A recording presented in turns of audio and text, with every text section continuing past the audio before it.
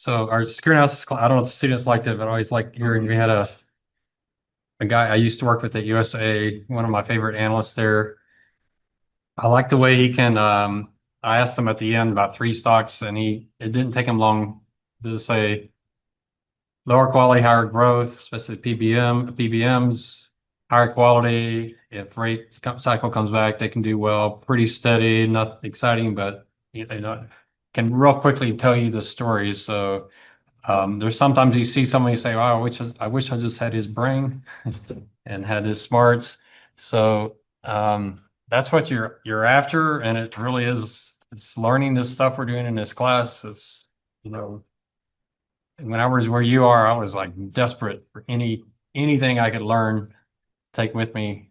And I know your generation's thinking, no, AI is going to replace that, but I don't think so. So just to refresh what we've done in this class, this is the list of risks we did. You got the fine. You can probably figure out the definitions on them, but measure, the ones I highlighted in yellow are ones where you'll frequently see value at risk. Value at risk is pretty popular as a measurement. I know with interest rate risk, also the balance sheet, duration and net worth. So, but you can definitely use value at risk to measure that. But the other is value at risk works pretty well. I know on credit risk, we say we use credit ratings, but you can definitely use value at risk on credit spreads and on other things that kind of get a sense of what's going on. Some of these others, value at risk doesn't work well on. Mitigation, we talk about balance sheet immunization, market risk, it's correlation, credit risk, it's limits.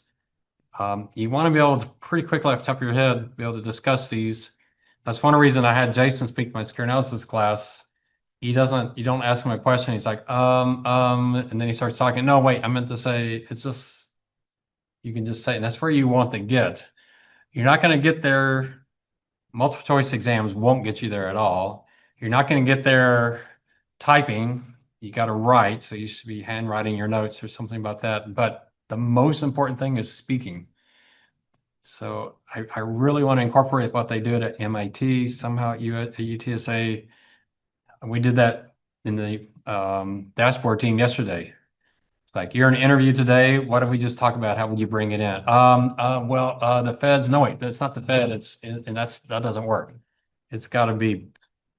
I can do that on some of these things because I had my whole career there. How do you get yourself doing that? Well, one first thing you can do is start talking out loud and explaining what you learned in your classes. Do y'all do that in your classes? Get together once a week and say, "Hey, let's talk about what we did last week. What did he say, or what did she say? What does this mean?" So MIT requires that. They have to be in these groups where they sit and have to talk about what they did in class that week. So I think we're set up in college to have as little retention as possible. And I don't think it's healthy. I think it's an incredible waste of money. First of all, maybe college is a waste. And there are people who say the only reason we have college is so employers can figure out who can follow the rules and stay within the lines, and we'll hire those employees. That may not be the employees people want going forward. Um, to me, the employees don't. There's a reason my questions and interviews are so crazy. Like, what's beta? What's CAPM? My favorite question is for analysts was, what's a good company? What's a good stock? And I ask an undergraduate student that, and I get like from UT Austin, they would throw the word team into every answer. And it's like, yeah, you don't work in teams in finance, but that's nice. I'm glad you like working with people.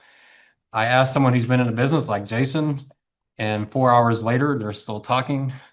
In fact, whenever I asked that question, I interviewed an analyst who had about 20 years of experience. I asked, what's a good company? What good stock? He reached over and brought out his briefcase and brought a stack of paper and says, here's what is a good company. Here's a good stock. And he was eager to do it. Would you be eager to get that question in the interview? You like, okay, tell me what I'm supposed to say. That's not his approach. It's just, yeah, I can't wait to answer that question. So we got to somehow figure out how to get that into the college setting, and I'm not sure how to do it. MIT might have a solution. But how much did you retain from last semester? How much are you retaining this semester? I looked at my transcript from UT Austin, and I just went through it and I checked all the classes. I could remember substantial parts from those classes. It was around 50%. I could tell you something meaningful, mainly my music classes because I had the best music instructors, but I could remember stuff from my eco classes and others. But I was so insecure. I was memorizing everything and retaining it and rewriting it just because I was scared to death that I wasn't going to make it in business.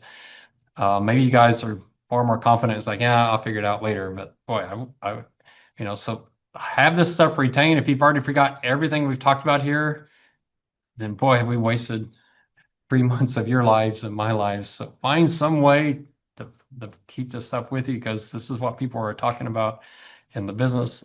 I mean, would you rather be an undergraduate college student or Jason Bonet? Which would you rather be right now? Would you do you wish you already at his level? I wish I were at his level. He's a better stock analyst than I was because he was in it a lot longer. But how do you get there? You get there by starting now, starting your freshman year in college, and you're just like, man, I'm going to learn everything I can. So find some way to retain this.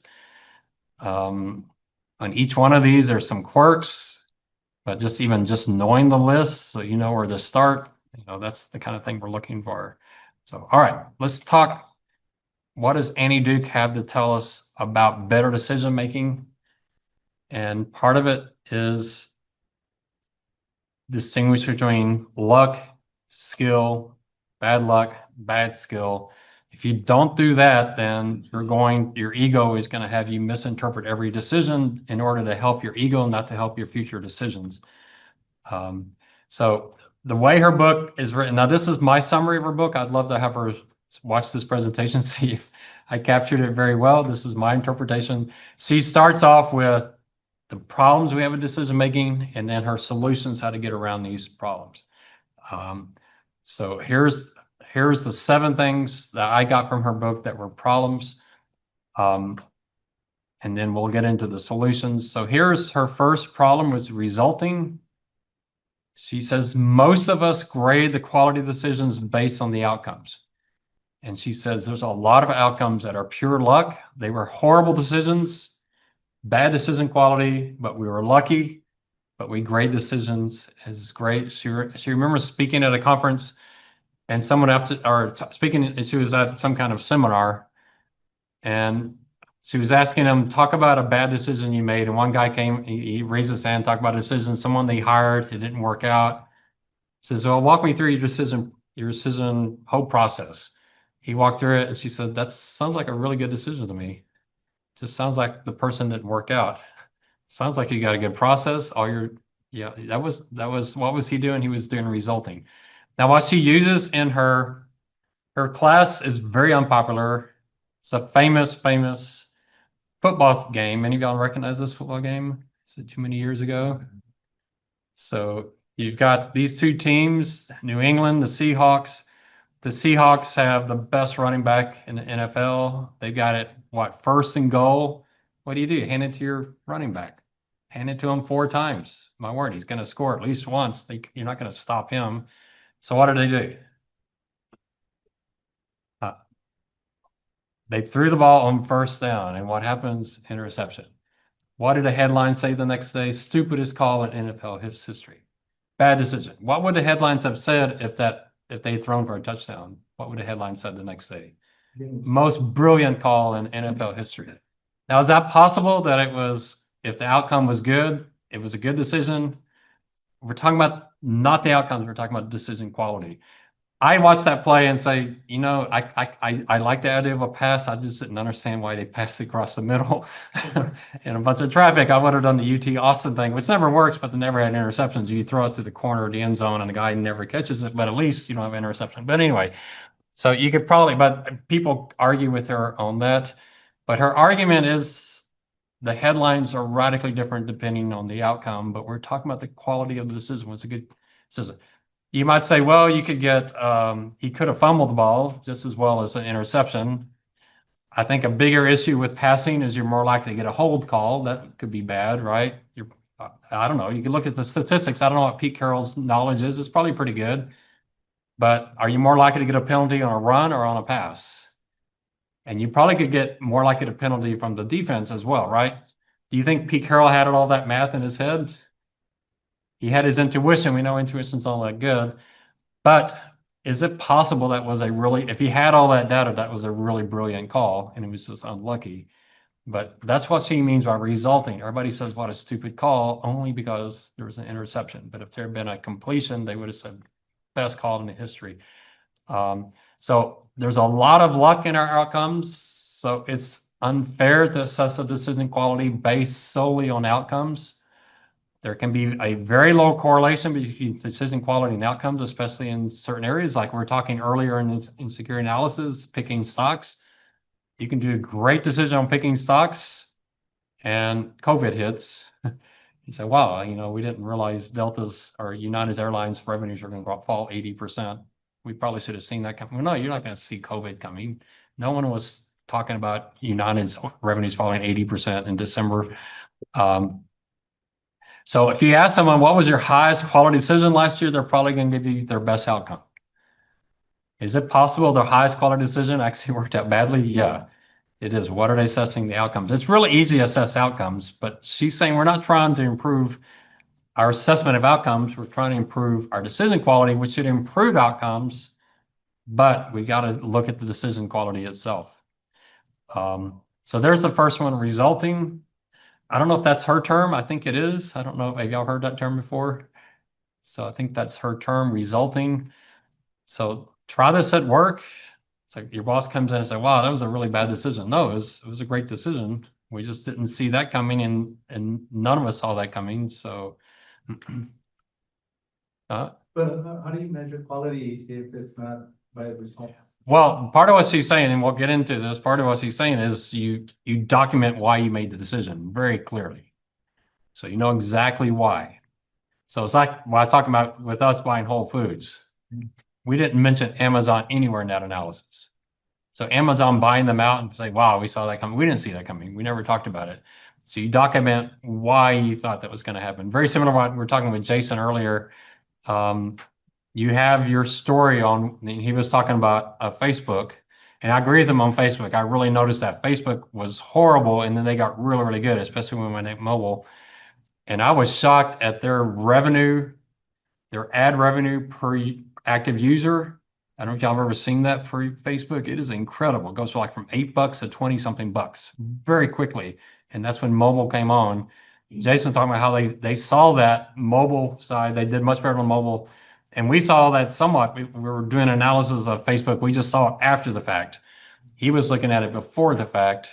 That's something you can document and say, man, if they do this ad on mobile that they've been doing on the desktop, I mean, if they do on the desktop what they've been doing on mobile, this revenue is going to grow tremendously. And it's just, they have a lot of operating leverage. You document that up front, and then you can go back and say, did that happen? No, that's not what happened. And said, this over here happened, had nothing to do with that. So you were lucky. That's tough. Our egos don't like that, right? If it worked out, well, we're great decision makers. If it didn't work out, well, it's just bad luck. We couldn't have seen it. And he's saying, no, she's saying, don't do that. So part of this really, really important that you document your decisions. That's why we're going to talk later about decision pods. Decision pods is one way to do that, to make sure you document exactly why you're making a decision. But you're going to find that stuff. Why? Because we don't have much time. You're kind of stretching for time. Then there's hindsight bias.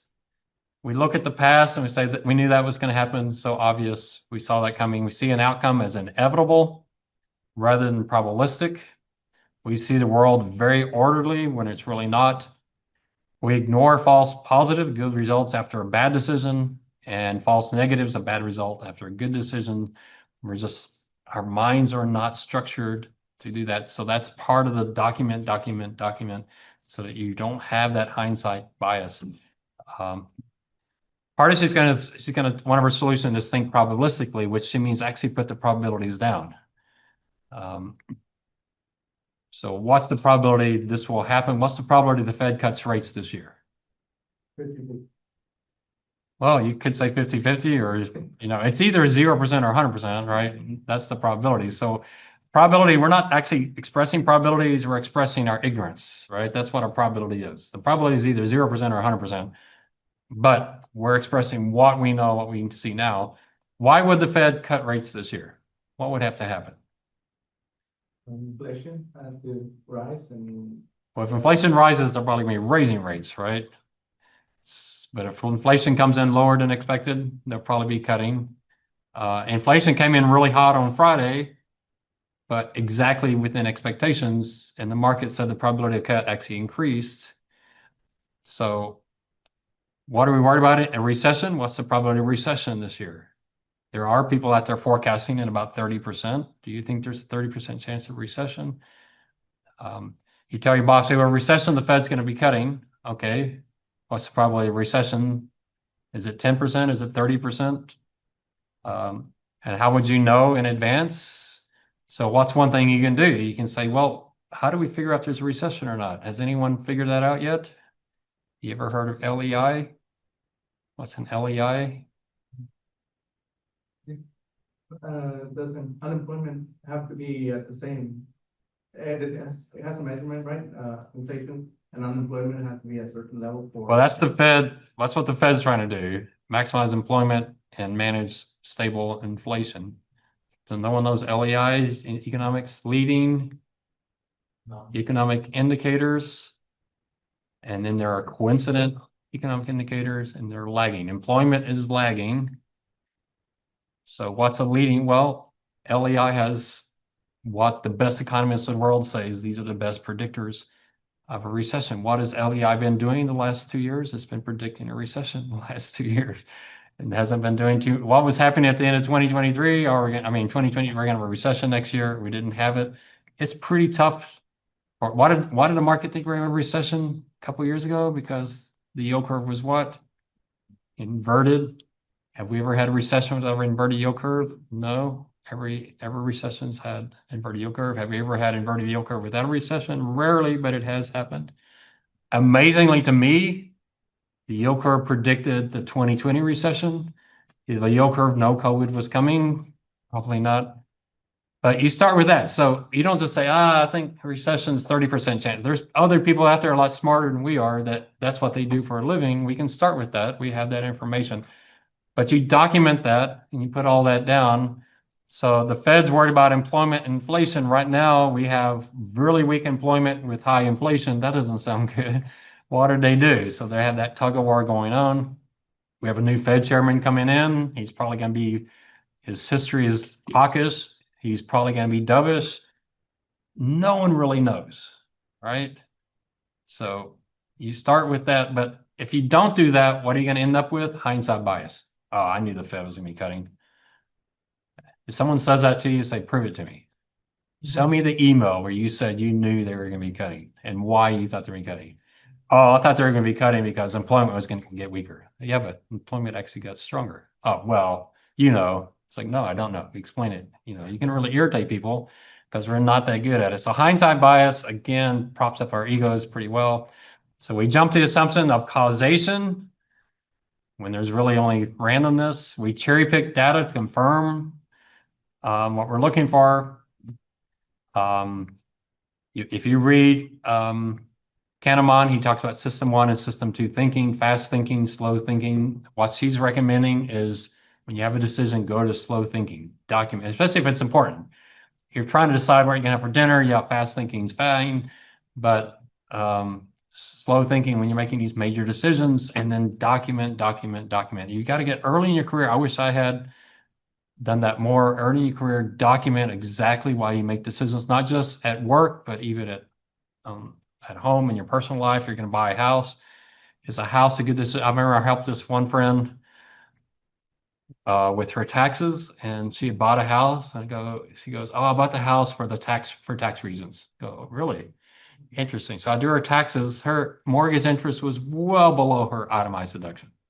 She got zero tax benefit out of buying a house. But that's why she bought the house. Would that have been a good discussion to have up front? Why are you buying a house? Oh, tax purposes. Okay, well, is the house a good buy? Are you not better off? A lot of people are better off renting an apartment. Are housing prices good? Are they elevated? But if you're buying a house for tax reasons, wouldn't it be good to ask if you're going to get any benefit from taxes? Would that be an upfront decision? And she was very confident she made a good decision. And I'm going, I'm sorry, I hate to tell you this, but we can take your mortgage interest if you like. It will increase your taxes $2,000. It's kind of your decision. Or you can take your itemized, so it's document up front. So, and then she says, then you can be more deliberate after fact assessing your outcomes. If you're not deliberate up front, you can't be deliberate after fact and then you're just going to feed your ego. And then look at the world probabilistically. Our error is that we don't do that. We look at the world as objective, black and white events. We should focus more on the process versus the outcome. So, I would love to hear Pete Carroll sit down and say, here's how I made that decision. Obviously, he doesn't have much time. He does have people up in the control booth who probably today could do an AI and say on first and goal, what's the probability of an interception? What's the probability of a fumble? What's the probability of holding call? 5 yards. Could AI do a better decision than Pete Carroll, do you think? There's a lot of variables, right? You can't just look at the NFL overall because we're talking about the Seahawks and there's very special running back and a bunch of, so, but I would love to have heard this. Is it possible he would have convinced you that was a really good decision and just didn't work out well? Or is it even possible it was a really bad decision, that the way he was thinking was just not good at all? Who knows? But if you do that up front, you're going to probably make better decisions if you think probabilistically. Focus on the process. How did you make the decision? When low probability happens, that doesn't mean you're wrong. So a lot of people talk about how bad the polls were in 2016 when Trump won. Were they really that bad? They were saying Trump had a 40% chance of winning. Does that sound like they were wrong? This 40% chance of something happening and it happens, you say, wow, you guys were wrong. If they said he had a 0.2% chance of winning, I would say, okay, yeah, you guys are wrong. But a 40% chance, it sounds like, pretty good odds. So yeah, look at those probabilities and just, your boss says, wow, you're really wrong on that. No, it wasn't. We said there's a 40% chance that it could happen, and it happened. 40% is pretty high. We weren't wrong. We said, yeah, but the 60, we got to reflect the fact that things can happen that were, less than a 50% chance of happening.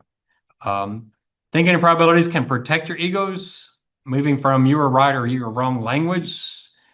So I just mentioned this one. Then ignoring skewing. This is something Caleb talks quite a bit about because what does the Gaussian curve, what does the normal curve do? It gets rid of skewing. And he says you need to really think about skewing. Understanding the distribution of a result. Thinking about the distribution. Is there more upside than downside? That's something really important on picking stocks. If we're wrong, it's going to fall 20%, but no one's looking at this. If we're right, it could be up 300%. Yeah, there's only a 5% chance that happens. But boy, it's just, 50-50 chance it'd be up 5% or down 10%. But man, we got this one probability. It could be up 200, 300%. So if this works out, if it doesn't work out, yeah, we could lose 10%. You start looking at those, you start noticing that the skewness of the distribution is extremely important. Or you have a stock you think has 20% upside, but boy, there's a good chance this thing could fall 70, 80% if AI takes off. You know what? Let's don't touch this. And then it works out and it does go up 20%. You're like, man, we should have done that, right? You beat yourself up, but there's still that downside. So sometimes a long shot can be the right thing to do because it's just so skewed. That's one reason I love options so much. And then playing the highest probability can be wrong because the downside is really devastating. And then protecting our egos. We don't like assessing our decisions when we have good outcomes. We'd rather just say, look how smart I was. We assume skill drove good decisions and bad luck drove bad decisions. We talked about that before. And then you're going to see this with Kahneman on his prospect theory.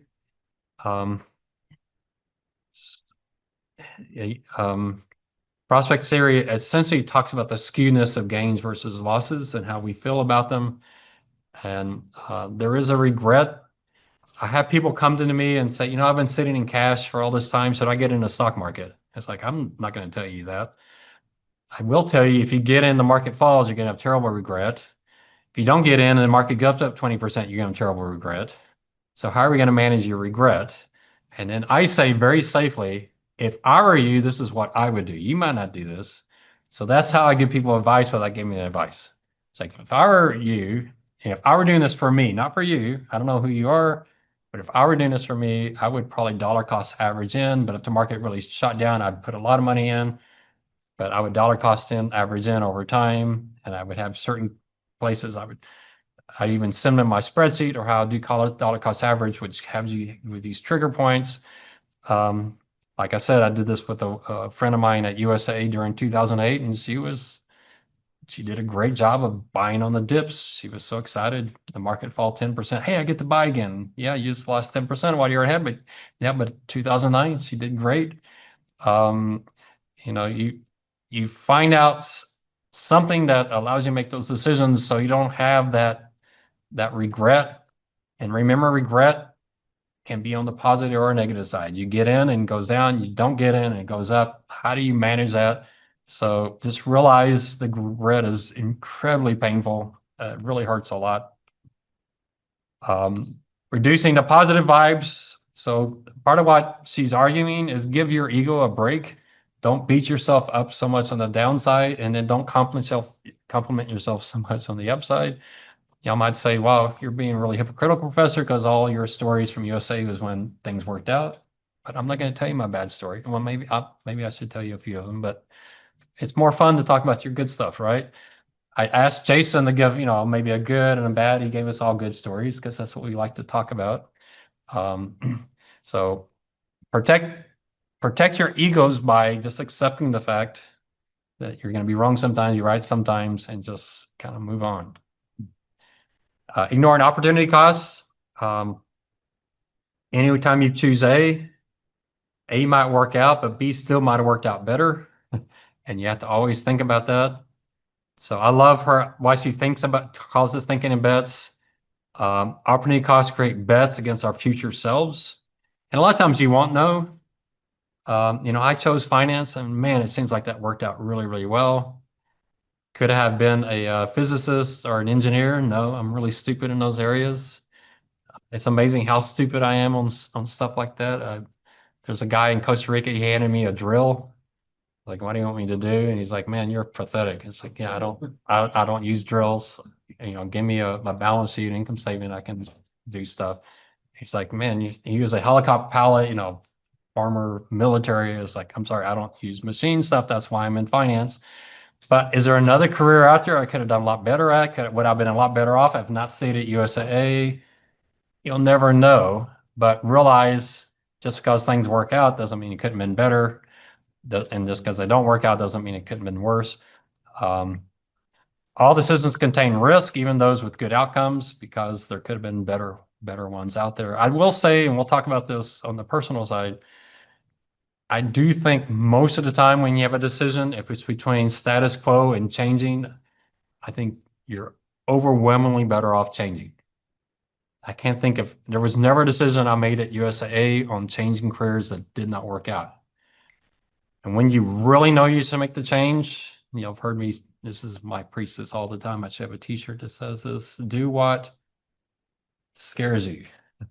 If the only reason you're not picking B, where A is status quo, and the only reason you're not picking B is because you're scared, you're not sure you can do it, you always pick B. You always go in the deep end. Is it possible it won't work out? Yeah, but they're not going to kill you or torture you. You can always go back and, kind of fix things up. But so that is kind of part of my thing. When you have a decision, take the thing that scares you the most, the thing that's most complex, the most difficult. And I think what people forget when they take the most difficult is unlike school, you're going to be sitting there doing that 40, 50 hours a week. You're all smart people. You're going to figure it out. So just think that it's going to be painful for a few weeks. You get in there, it's like, oh my word, I feel so stupid. That's actually good if you feel stupid. The students, I've been talking to over 100 students this last year. The ones that are the most successful, the ones that had some really painful weeks where they felt really stupid. Why? Because what they were doing is really complicated. The ones who did the worst were the ones who were training their bosses 2 weeks into the new job. That's not good. Your boss finds you indispensable 2 weeks into the job. You're in the wrong job. You should be freaked out, scared to death of your first boss because of what they know. And so that's part of the decision here is I think you have to take risk because on the career side, you get paid for complexity, you get paid for knowledge. And if you're comfortable in a job, you kind of arrived and you're just so But I could be wrong with that. Some of you are going to call me in 10 years. Yeah, I did that, professor. I'm now, selling apples on the street corner or whatever. But in my career, it worked out extremely well. I will say I didn't interview for any jobs after USAA. So all my jobs when I got to USA were people calling me and saying, Ron, there's an opportunity over here. I was like, okay. And there I go. So, it's kind of just works out. Motivated reasoning, the quality of our decisions depends on our beliefs and knowledge going in. This is why we're going to talk about decision pods, how important they are.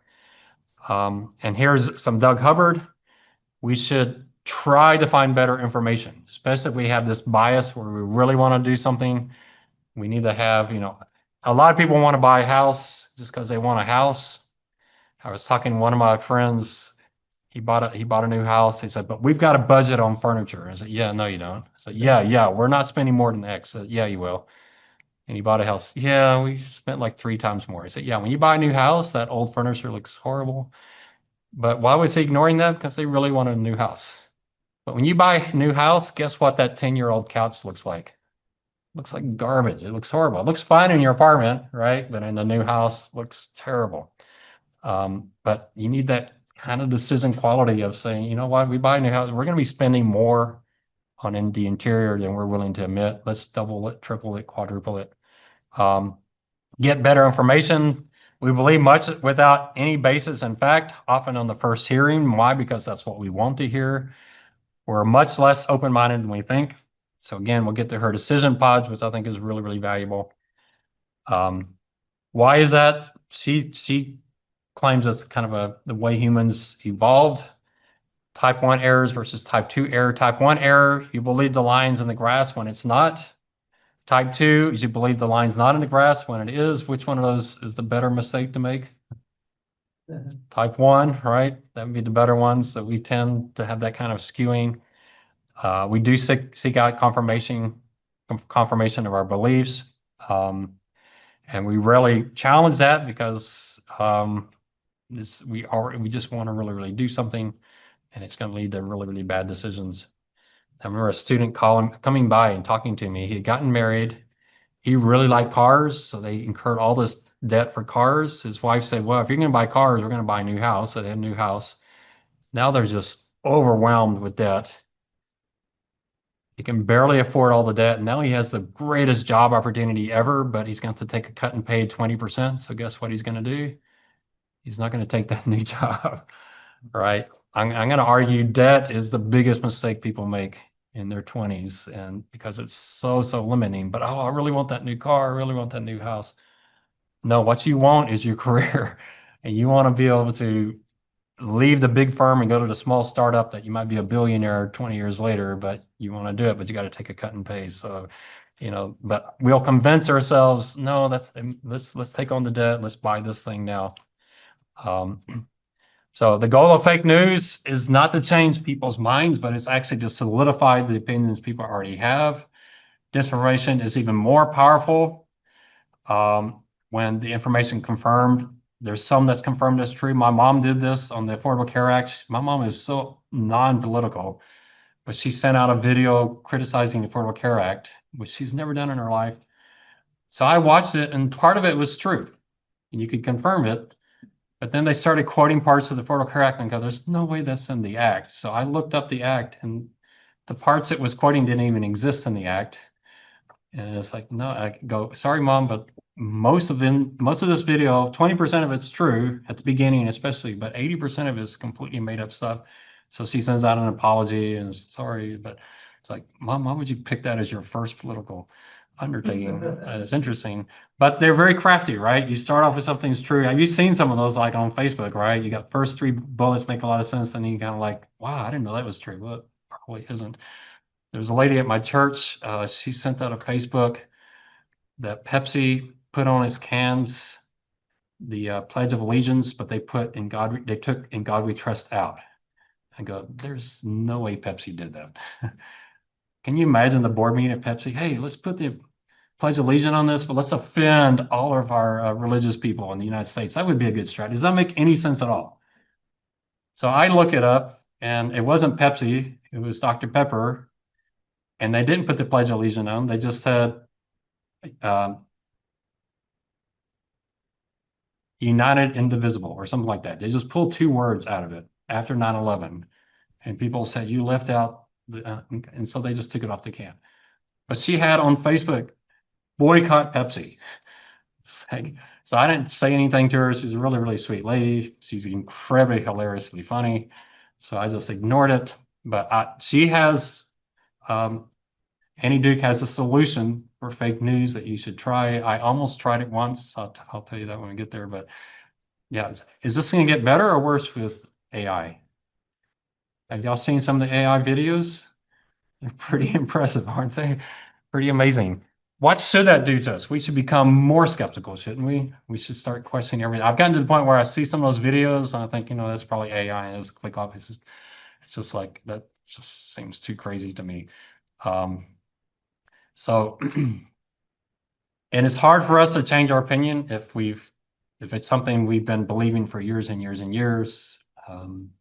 It's really quite painful, but we sometimes we need to do that. So find yourself, if you can go out and read books. I always do it Audible. There's times where I just think, like, what's the thing I'm just really convinced of right now? Let me go find a book that argues the opposite side of that. Let's just see if I can handle it. But it's not fun at all. Um, I'm I'm I used to get a lot of the flat earth. Sorry if you're a flat earther, but flat earthers, what are the flat earthers doing with this last project? Are they showing that it's fake? Showing that, have y'all seen any flat? I used to get flat earthers on my Facebook all the time. I don't know why. Are they saying the last moon launch was fake? And how are they saying it's fake? Are they saying there were strings carrying the what product was that went floating across? I don't know. If the world's flat, one thing I can tell you for sure, the reason I think the world's round is because that's what I've been told my whole life. If the government's lying to me about that, they could be lying to me that the American Revolution happened, that the Civil War happened, that World War I happened, that Washington was our first president. I can't believe anything. I'm surprised that flat earthers aren't saying throw everything out, and yet they're just focused on flat earth. I mean, wouldn't it be pretty amazing if the earth is flat and we've all believed that lie? I mean, why could you trust? Throw out everything. So I congratulate them for questioning it, but I'm kind of amazed that they're not like, boy, we can't trust a single thing our government says about anything. So, to me, it seems far-fetched, but I'm going to assume the world's round and just go with it. If it's not, at that point, it's like I'll move to Costa Rica in the jungle. It's just like, it's pretty hopeless at that point. And what if you're just really, really smart? Actually, tests have shown on non-controversial issues that helps you a lot. On controversial issues, it actually hurts you because your intelligence makes you dig in even more. And so they did this with intelligent, really, really trained people on skin creams and on gun control, and they gave them fake or true information. And the people who were well researched, understood stats, did really well on the true and fake information on skin creams, and did worse on the true and fake data on gun control because their intelligence. So remember this, because you're really smart people in finance, you're going to tend to have more confidence than people who don't have as much knowledge.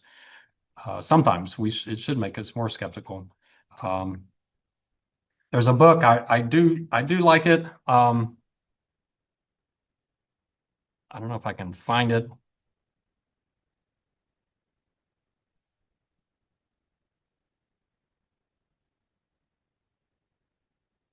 I don't know if I recommend it because it's a bit of a, if any of y'all read this book, Being Certain, it's a bit of a tough read through. He's got some chapters that, I was like, yeah, get on with it. But essentially what he's saying is we're wired to be omniscient, that we are absolutely convinced about things that make no sense for us to be convinced. And I thought what's interesting in this is after the Challenger disaster, a professor had his class the day after write where they were and what they thought about that. Y'all don't even know the Challenger disaster. And then he went back to them not 20 years later, but like 2 or 3 years later, and had them write the same thing.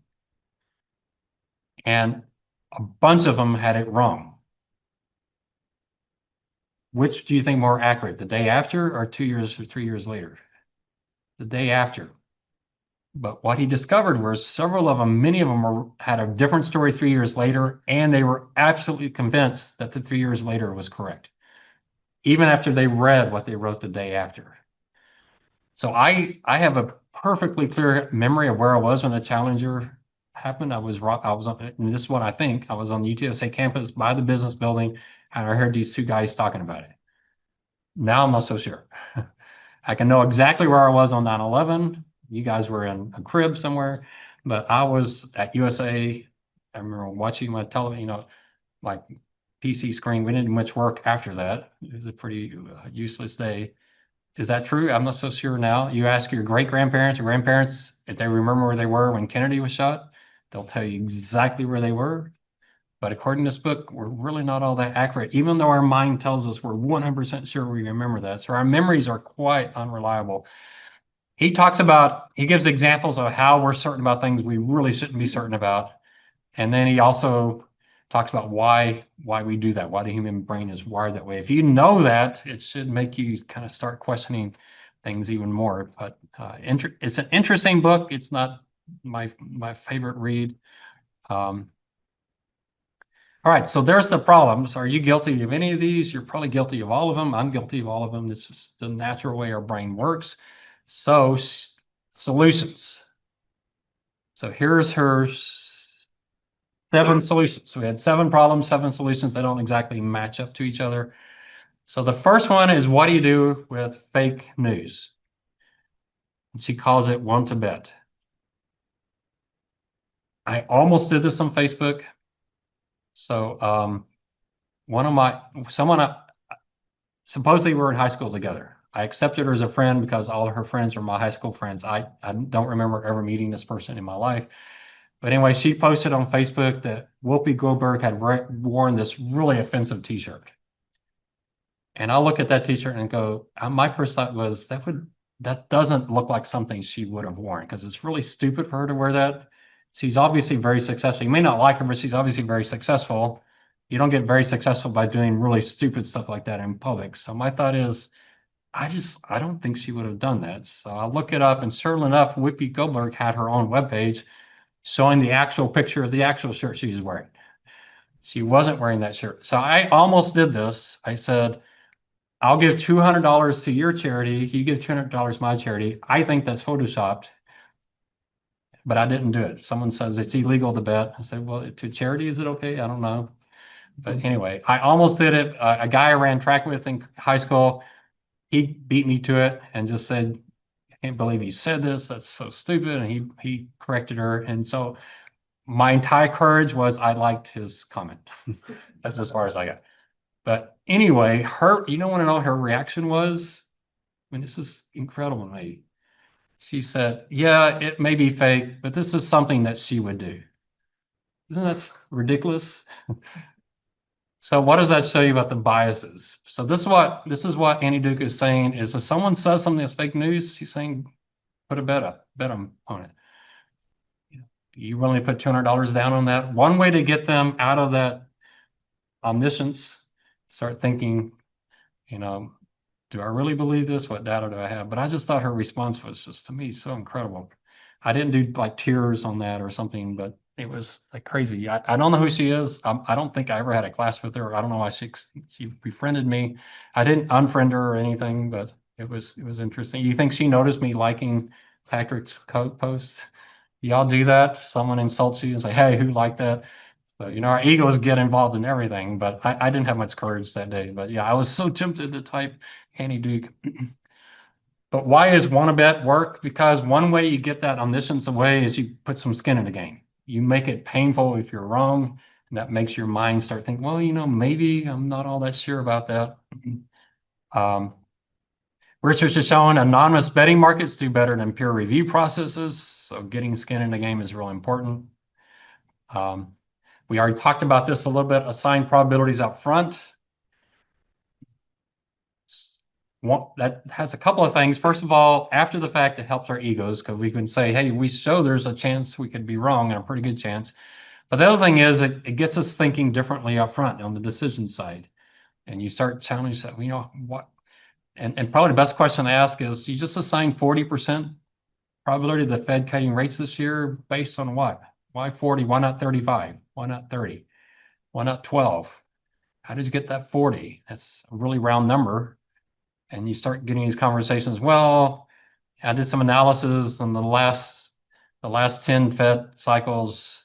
I don't know. It's actually pretty rare historically for the Fed to cut, go sideways and cut. That's pretty rare. You go back historically, you can look at that. Would that be your argument for why I don't think they're cutting more? They've cut, they've gone flat. The more likely thing is what next? Go up. But how reliable is history? But that might be your argument. Would that mean you're 100% sure they're not going to cut because it's never happened before? Those kind of discussion you have, but it gets you into some really, really good discussions where you need to be having discussion before the decisions.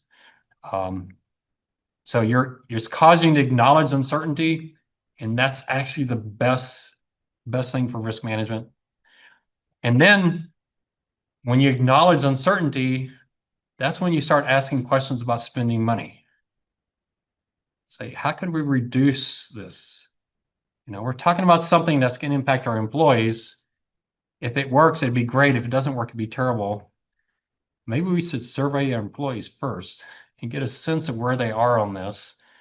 Oh, that's going to cost us $1,000. Yeah, but maybe it's worth spending $1,000. We don't have that data right now. If I do this project and reduce our error rate tremendously, well, what's your current error rate? Oh, we don't measure that. Okay, well, before we do this project, why don't we measure your error rate for a few months and see what it is? And you say this project can cut your error rate in half, so we'll hold you to that. It's like, well, maybe not half, maybe 10%. You start by acknowledging that uncertainty up front.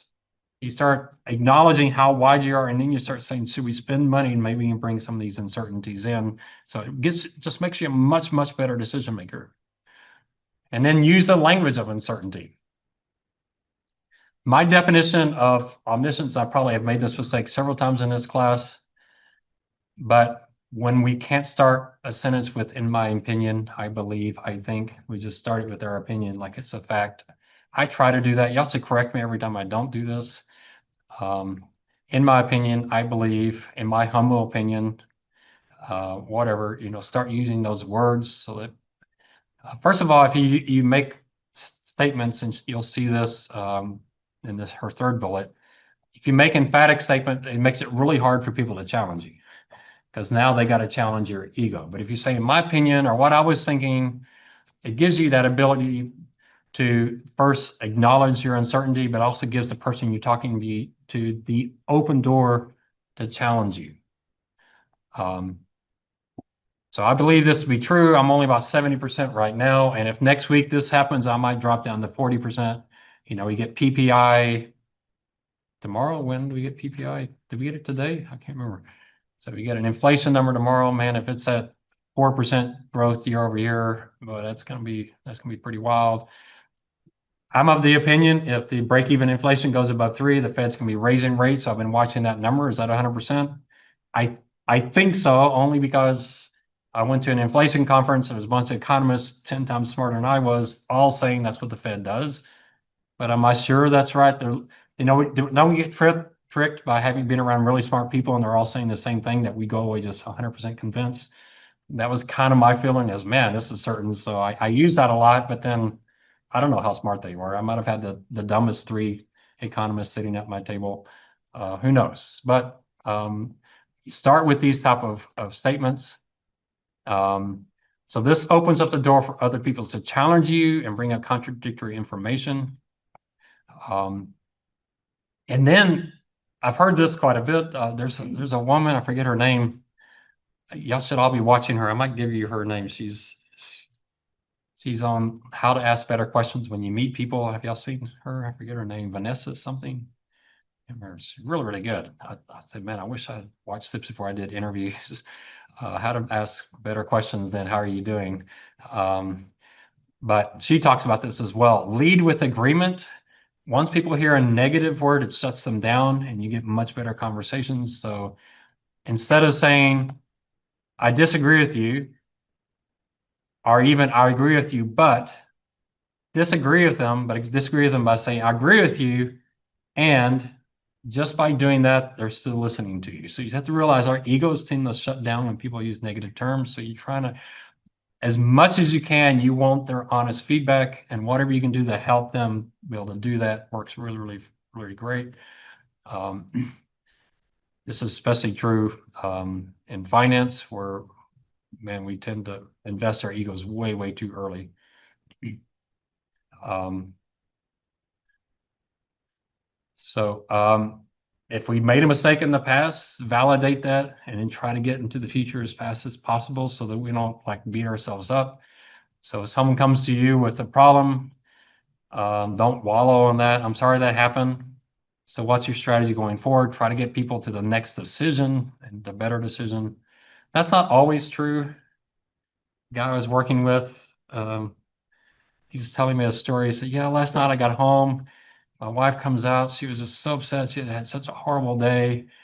And I told her, why didn't you just? And I interrupted him and said, your first words to her was, why didn't you just? Do you think that's what she wanted to hear? Any of y'all want to hear that? I got a flat tire, blah, blah, blah, blah. Well, why didn't you just? That's like the worst thing you can have someone say to you. So sometimes, show some sympathy but eventually say, yeah, okay, that's terrible. Heaven. What can we do to help you? Instead of what could you do?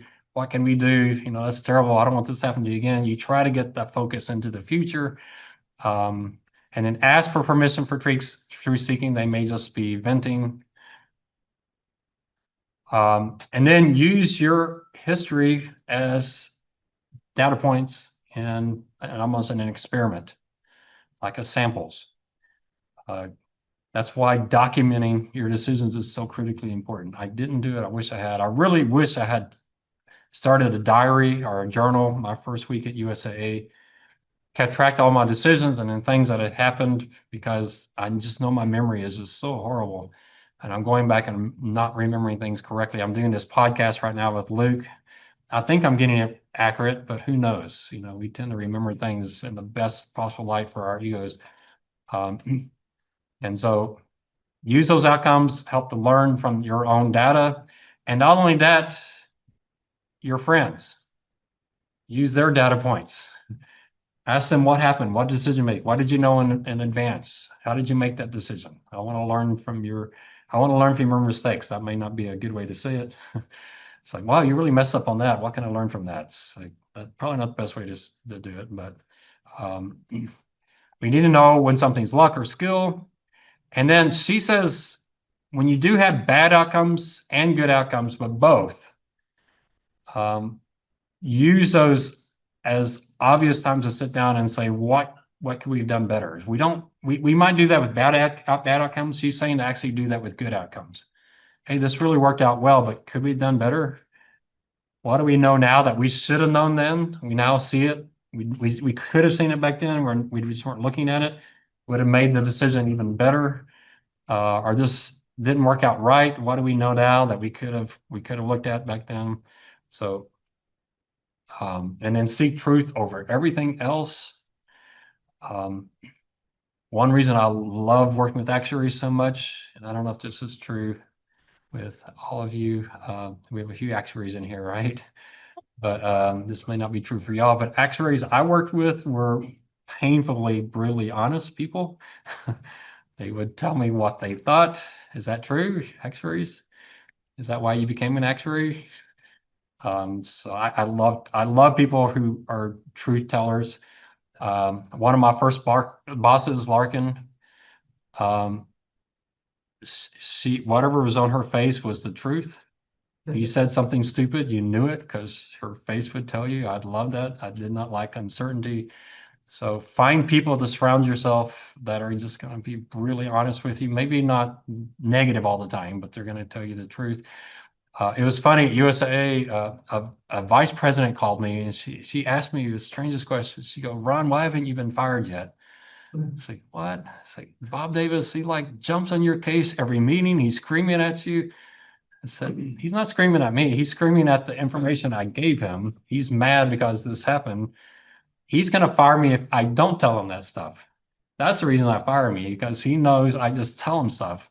And I was at the point like, fire me, I'll probably get a severance pay. I'm independently wealthy. I'm ready to go anytime anyway. So I kind of had a lot of freedom, right? I didn't have a mortgage and kids and all that stuff. So it wasn't all that bold on my part. It was like, yeah, give me a 1 year severance. I'll take it. But it's like, yeah, I'm just going to tell him the truth. He's the CEO. He should know the truth. And he did fire people if he thought they were keeping stuff from him. So he was very much a tell me the truth, tell me the truth. And I just did. Here's what's going on. And boy, he did yell at me. The funniest thing, I don't want to tell you all these stories, but I just comes back. I'm gonna have these nightmares. He jumped on me one meeting so hard and he felt really bad about it, but he couldn't say, I'm sorry. So he called me up and said, I need some data. And I said, okay, I'll be up there. He said, no, why don't we just, are you going to lunch? Yeah, I'm going to lunch. He says, oh, I'll just meet you in the cafeteria. That's really weird. So I got a cafeteria. He didn't know how to pick up a tray and order anything. So he ordered like a drink. So that was his way to apologize with me, was to sit in the cafeteria. He never said, I'm sorry. It was so hilarious. We sit in the cafeteria and the whole room empties out. We're by ourselves and there's empty space all around. And at one point it goes, are you finished eating? I wasn't. I go, yeah. And we go back. Strange guy, really weird guy, but that's how he told me he was sorry for jumping on my case. And he wanted me to know that he was, he wanted me to keep telling the truth, but he was going to get upset and he was going to jump, not on, he jumped on the messenger when he's really upset about the message. But, that's the kind of people he wanted around him. And that's the people you should want around you. Maybe not in a mean way, but, um, a slight improvement in decision quality. Think about compounding. You know about compounding interest? He's talking about compounding decision quality. If you become a slightly better decision maker 10, 20 years later, it's massive. It's millions of dollars difference. And then this one, Decision Pod, my last podcast, I was talking about the Decision Pod, ironically. Um, I wish I'd done this earlier in my career, but we did create it at USAA. But Decision Pod, you might try this when you start your work and use Annie Duke as your excuse. So I was reading this book, Annie Duke. She talked about a decision pod. I'm thinking about starting a decision pod. Any of y'all want to join me? You don't want your friends, you don't want your relatives, you want people that you know, but you want people who don't know you extremely well, that are going to be extremely honest with you. You want honesty above all else, but you also want diversification. You want a different group of people. Um, and you want honest feedback on decisions. So what she's saying you need to do is you have a decision to make, you call up your decision pod. I've got a decision to make. Let me walk you through my data points. You might tell them what decision you're leaning toward, or even better. Okay, here's the 7 things I'm thinking about. I'm either going to buy a house or going to keep renting an apartment. Right? Give me your feedback. And say, well, on that idea, we bought a house and we discovered blah, blah, blah, and it didn't work out the way we thought. Have you thought about that? So that's what they're asking you to do, just honest feedback. You want diversity, probably diversity in age. Get some young people, middle-aged, older people in there. Probably in gender. There are studies that men and women think about risk differently. It's not 100%, but the distributions are different. So you probably want some diversity there. I like people from around the world. One of the guys who worked for me was from Pakistan. He had a very unique view of that part of the world that was really interesting. I worked with a guy who was from Japan and it was really interesting. So, getting diversity of where they grew up, just whatever you can do, get them together. Maybe you get together just when someone has a decision to make, or you get together once a month. What decisions do you make this month? And you talk about it. I don't know if y'all think that would work. I think it'd be a great networking opportunity, or excuse to get some people together that you don't know that well. I would probably have 4 actuaries in my group, so I would be as diverse as I should be. But so I think it would work. This is somewhat what I talked about at MIT. You get a group together and you kind of talk about what's going on in the semester, honest feedback. You don't need social norms. This doesn't need to be people you go out and party with. In fact, you probably don't want those people. You want people that, are kind of different backgrounds.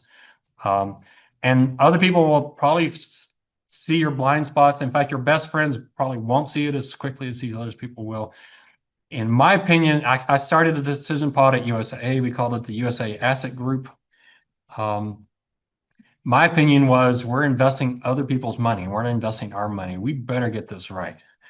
We better think through this. And my idea was let's do this for every single portfolio. Once a month, we're going to sit down with a portfolio. We're going to talk in detail. What are we doing? Why are we doing it? Is there anything better to do?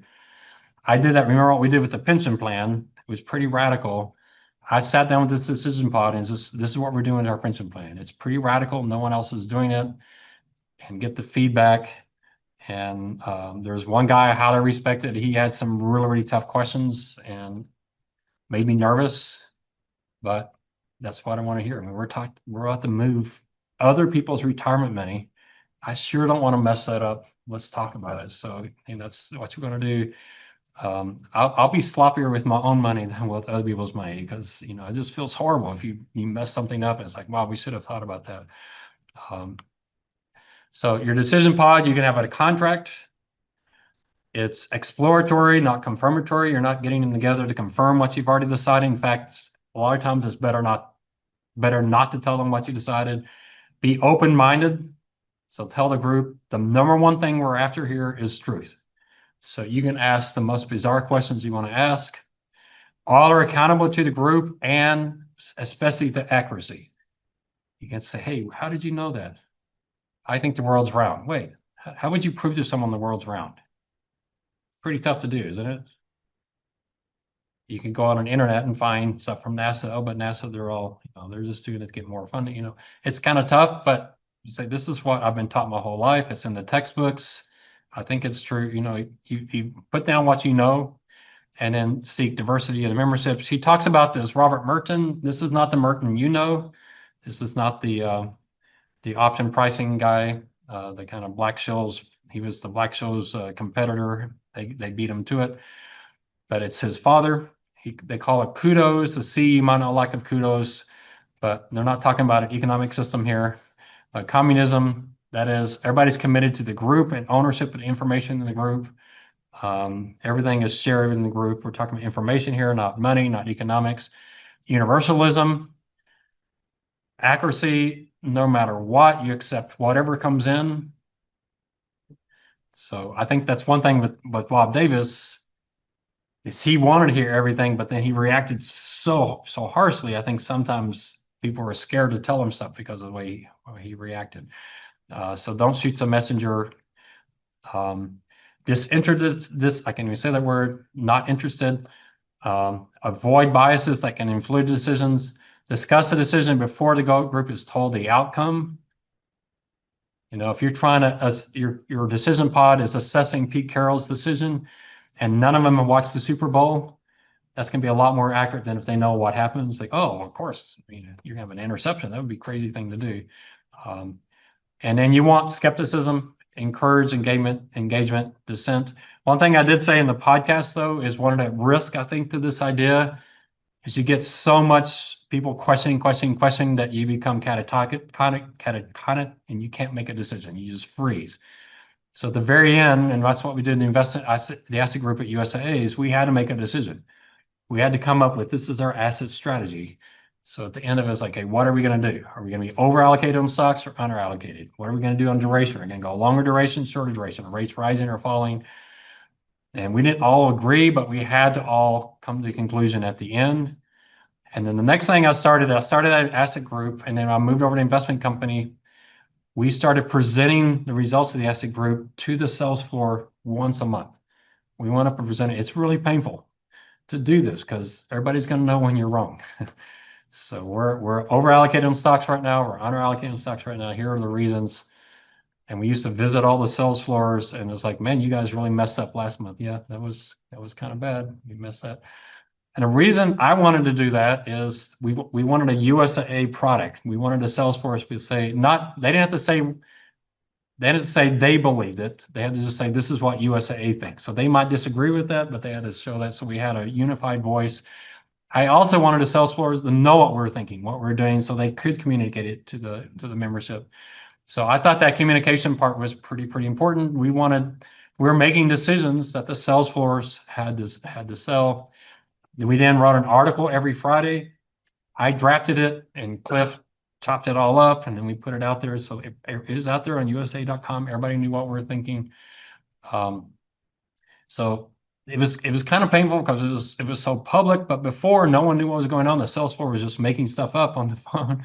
And so we wanted to get it more organized. And they were fun. I enjoyed doing those monthly presentations. Um, Sometimes I presented with Cliff, sometimes with Dee Dee. Dee Dee was my favorite. Dee Dee was not on our decision pod, and that was a big mistake. We should have put her on the decision pod. She called 2008 early. I remember her presenting her outlook, and I remember telling the guy next to me, if Dee Dee's really smart, and if she's right on this, we really need to change our asset allocation because, boy, that's scary. She got it exactly right. Very, very smart person. But those are fun to do, but it took some time. We had to put them together. But I enjoyed that. But we had that group, and if you'd seen a video of that group, you would have thought we all hated each other's guts because we were just yelling and screaming at each other.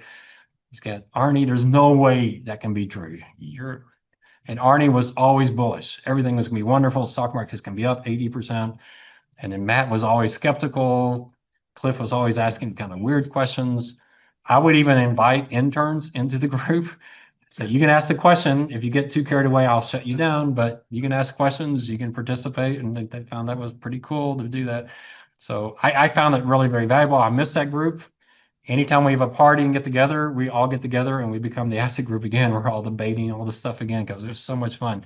Wouldn't that be fun to do? Have a decision pod like that to kind of question all your decisions, or would it be too painful? So I would encourage you to do it. Try it. Use Annie Duke as your excuse that I want to try this, see how it works. If any of y'all do it, send me an email and let me know how it happened. Hey, are any of y'all doing this now? Anybody tried this? Is there anything in the military that does this kind of thing? Or is the military like the general said? It's not in the military, it's like that Pentagon. At the Pentagon level. Yeah, you would hope so, right? Before we attack Iran or Iraq or whatever, you would hope they're having those type of discussions, which they do, right? They have those type of probabilistic discussions. Ultimately, the president makes a decision. All right. Knowing you're going to have to explain your decision is actually going to make you a better decision maker. So just having a decision pod, it's got, I kind of have to explain to them why I'm buying a house instead of renting. Okay, well, housing prices are down 40%. Mortgage rates are back down to normal.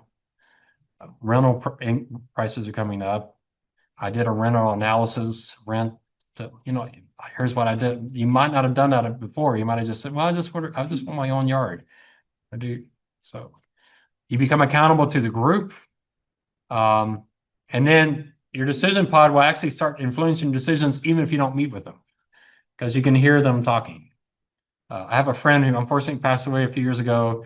I still have conversations with her in my head because she was so brilliantly, she gave me such good advice. I'm sure my made up person is not as good as she would have been, but you have those people that influence you just because they know how to talk to you. This is my favorite one. I hate to rush time travel, but I do time travel all the time now. It's pretty cool. Y'all probably didn't know time travel had been invented, but it's great. So what she says is put yourself into the future, into the outcome, and think back to the day and how it came out. Let your future self influence your decisions today. She uses Jerry Seinfeld for this. I'm surprised many of y'all don't know Jerry Seinfeld. He's after your time. He was my thing. I love Jerry Seinfeld. But Jerry Seinfeld has this thing where he hates nighttime Jerry. Have y'all heard that? He hates nighttime Jerry. Why nighttime Jerry's like, I can stay up another 2 hours. I can drink all I want to. Morning Jerry hates that. He's got to get up early. He's got to get to work. Nighttime Jerry just has no compassion for morning Jerry. And so what she's saying is put yourself in the position of morning Jerry. And it's essentially what she's saying is, there's parents out there that would make massive sacrifices for their kids, but won't make any sacrifices for their future self. And she'll say, show your future self a little bit of compassion. And so I've been doing this. She calls it remembering the future. So we discount the future too much. We say it's so far, it's tomorrow morning. Big deal. Let me enjoy the time now. And we over discount the future. We move the regret or bad decision to a point before decision is made so that We're thinking about it at the decision point. So my example is so stupid, but I'm gonna give it to you anyway. As I used to have a trouble with the 10 p.m. ride to HEB to buy the Oreos. So I started doing time travel. So I say, okay, I go to HEB. That's like 30 minutes of driving. I got to stand in line. It's 10 p.m. I don't want to do that. I buy the Oreos. I get home. The first one's really great. The second one's really great. The third is really good. The fourth one's The seventh one, the 10th one is making me sick. I'm now like 14 seconds into this. I just drove 30 minutes for 7 seconds of ecstasy, and now I'm going to have acid reflux all night. I'm going to be stepping on the scale in the morning, ruin my diet. That's how I do time travel. So I tell students, remember the Oreos. That's what I do. And I think about it in absolute detail. If this is buying Oreos really all that pleasant? And for a few seconds, it is. Otherwise, it's so what I do now is I get to do that 3 times a year, Thanksgiving, Christmas, and Costa Rica. Y'all saw me in Costa Rica, right? I didn't eat very well in Costa Rica. I was like constantly, but 3 times a year. Otherwise, I remember the Oreos. It works for me. I don't know if it worked for y'all, but that's that kind of thing is I go out tonight. I got to get up early tomorrow. Let me think about it. I get up in the morning. She's saying, put yourself specifically in that future decision. Now, do that same thing with the stock decision or any other decision in business. And she talks about that of, kind of preemptive. We'll get into that now. I don't want to cover that one. Kind of preemptive commitments that you make agreements with yourself. We'll talk about this more. I love time travel. I don't want to stop in the middle of it. So, I want to stop in the middle of it here. So, all right. Any questions on anything? Everybody saw the video for Project 2? Anybody finished Project 2 yet? Anybody finished the Excel for Project 2 yet? All right. It's out there. It's about an hour-long video. It'll probably take you 2 hours to get the entire Excel set up. If you want a mutual fund that's not in the model, email it to me and I'll see if it'll work and I'll add it and put it out there. Put an internship out there I just got from Security Service. I'm interested in interns. Former student.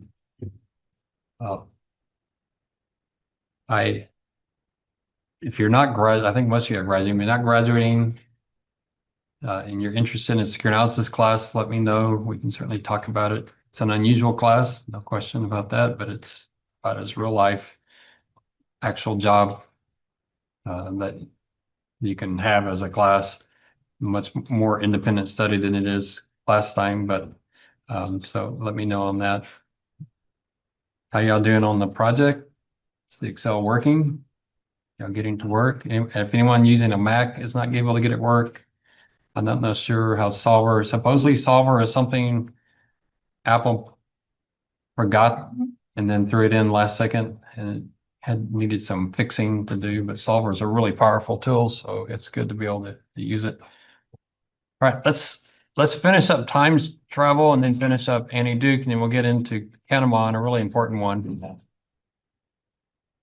So her suggestion on time travel, these are not my favorites. My favorite is the pre-mortem, but she talks about pre-commitments.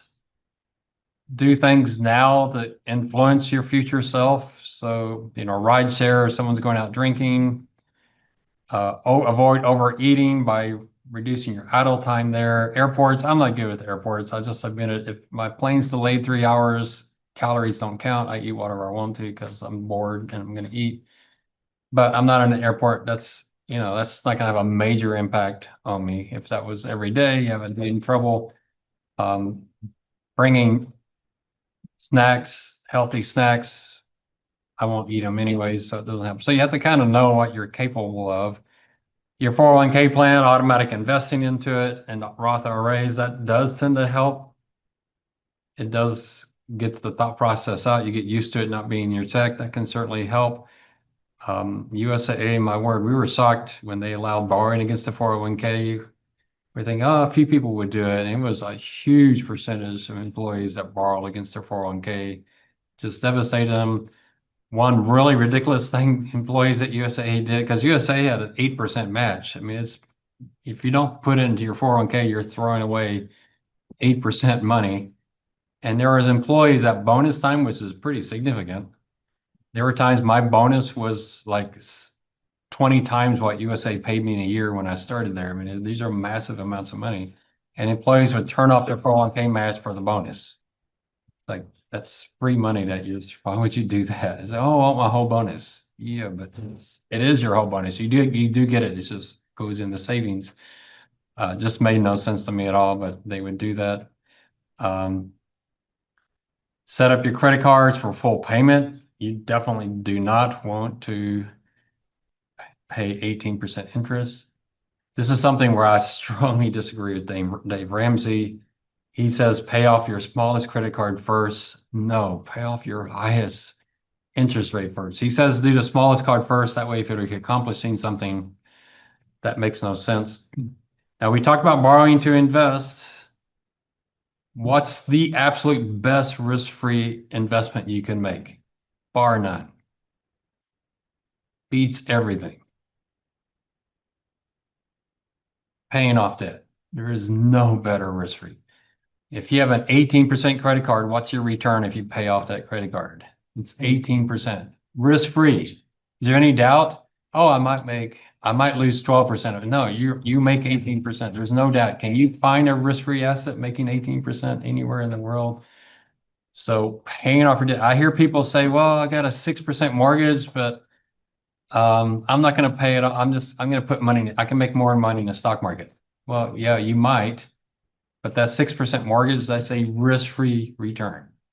Risk-free treasuries are paying 4%, 6% risk-free. So, and Dave Ramsey would agree with me on that. He says no debt at all. He's the one who said if you give him $1 billion interest-free, loan him $1 billion interest-free, he wouldn't take it. I don't agree with that. That's pretty stupid. I would take it. But I do agree debt is a huge, huge issue. So I'm okay with credit cards even being your emergency fund that you don't necessarily have to have 6 months salary sitting there. You could rely, if you're really confident in your job, you're really sure, you're pretty set that the chance of you losing your job is pretty low, your company's stable and the job is stable, then yeah, counting that credit card $10,000 limit, if you're paying off the card every month, that wouldn't be bad. But paying off the card every month, just getting used to it. I don't borrow money, but I live a really cheap life. So if you're not able to do that, you may have to borrow money at some point. But yeah, I mean, it's just borrowing money is death. And then strict budgets of your discretionary bit spending. I will say, watching your spending on Starbucks will have very little impact. Where do you waste money? It's buying the $70,000 car when the 30,000 is fine. It's buying the $2 million house when a $200,000 house would work. We might get in this with Kahneman, but I think the most important thing on discretionary spending is to not play the comparison game because that's a death game. Anytime you buy something, impress your friends, first of all, they're not impressed. They just hate you more. Secondly, it's an incredible waste of money. Expensive cars, incredible waste of money, expensive houses, but you're gonna have to figure that out because that's pretty important. But anyway, discretionary budgets, the most important one are those big ticket items. People say buying a house is good investment. Absolutely not. You buy a $300,000 house and you sell it for $400,000, you did not make money because you put probably $300,000 into the house while you owned it. So that house cost you $600,000 and you sold it for 400. That is not a good investment.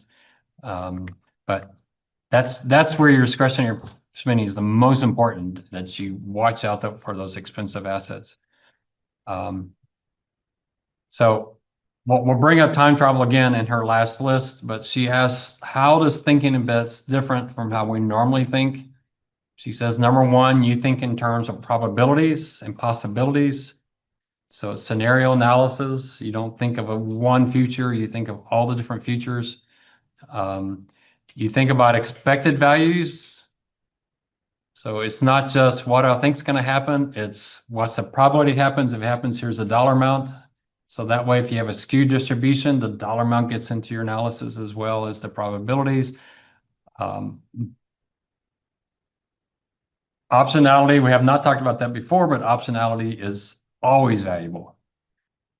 If you make the decision, you have an out that can save you, that's better than if you don't have an out at the end. So optionality Anytime you have a chance to curve, move back in the future, put that, I don't know how you put that in your decision, but you just say, hey, these two things are equal, but this one has optionality.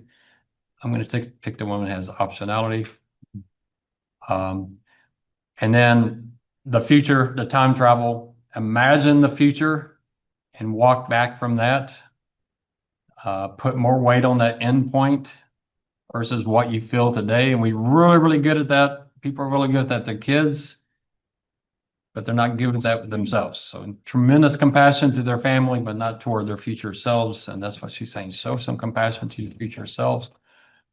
So what does back testing look like? So first of all, you look at your actual decisions with good outcomes. You ask what led to the success, bad outcomes, what happened to get us off track. But she says negative visualization is better than positive. So if you think about your future selves and say, hey, it all worked out, what do we do to lead to that success? It helps you plan a little bit better. But actually, if you imagine the future and it didn't work out and it was bad, if you imagine that, you actually are better at planning because then you'll think of things you hadn't thought of before. That's that pre-mortem, as we call it. So I don't know if doctors actually do post-mortems, but a post-mortem, there's a surgery.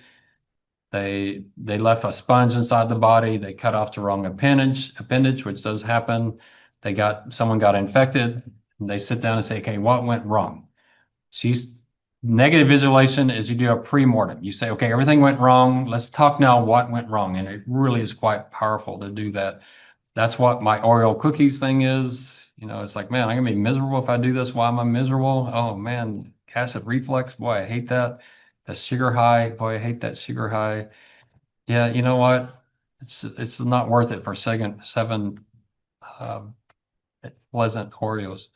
Um, and we see good outcomes as just one branch of many possible paths, not as inevitable. So we avoid that hindsight bias. That's what she's saying to do.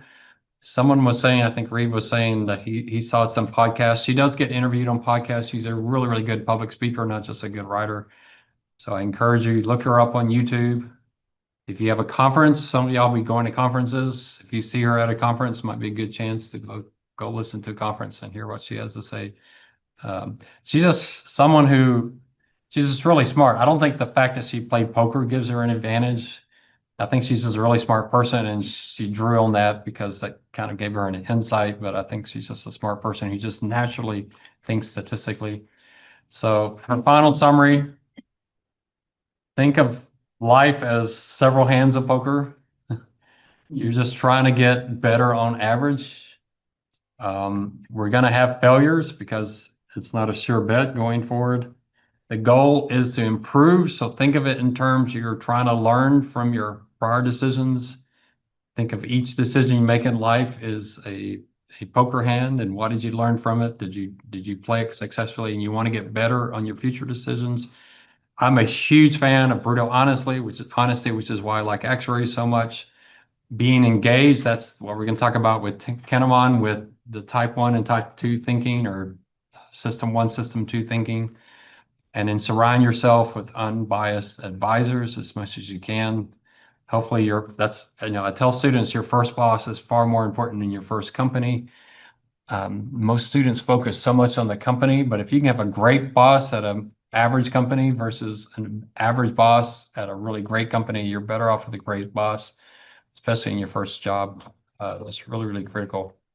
So good insights. I recommend you get our book, read it. There's probably more stuff in there than I did. Time travel is my favorite, though. So remember the Oreos. All right.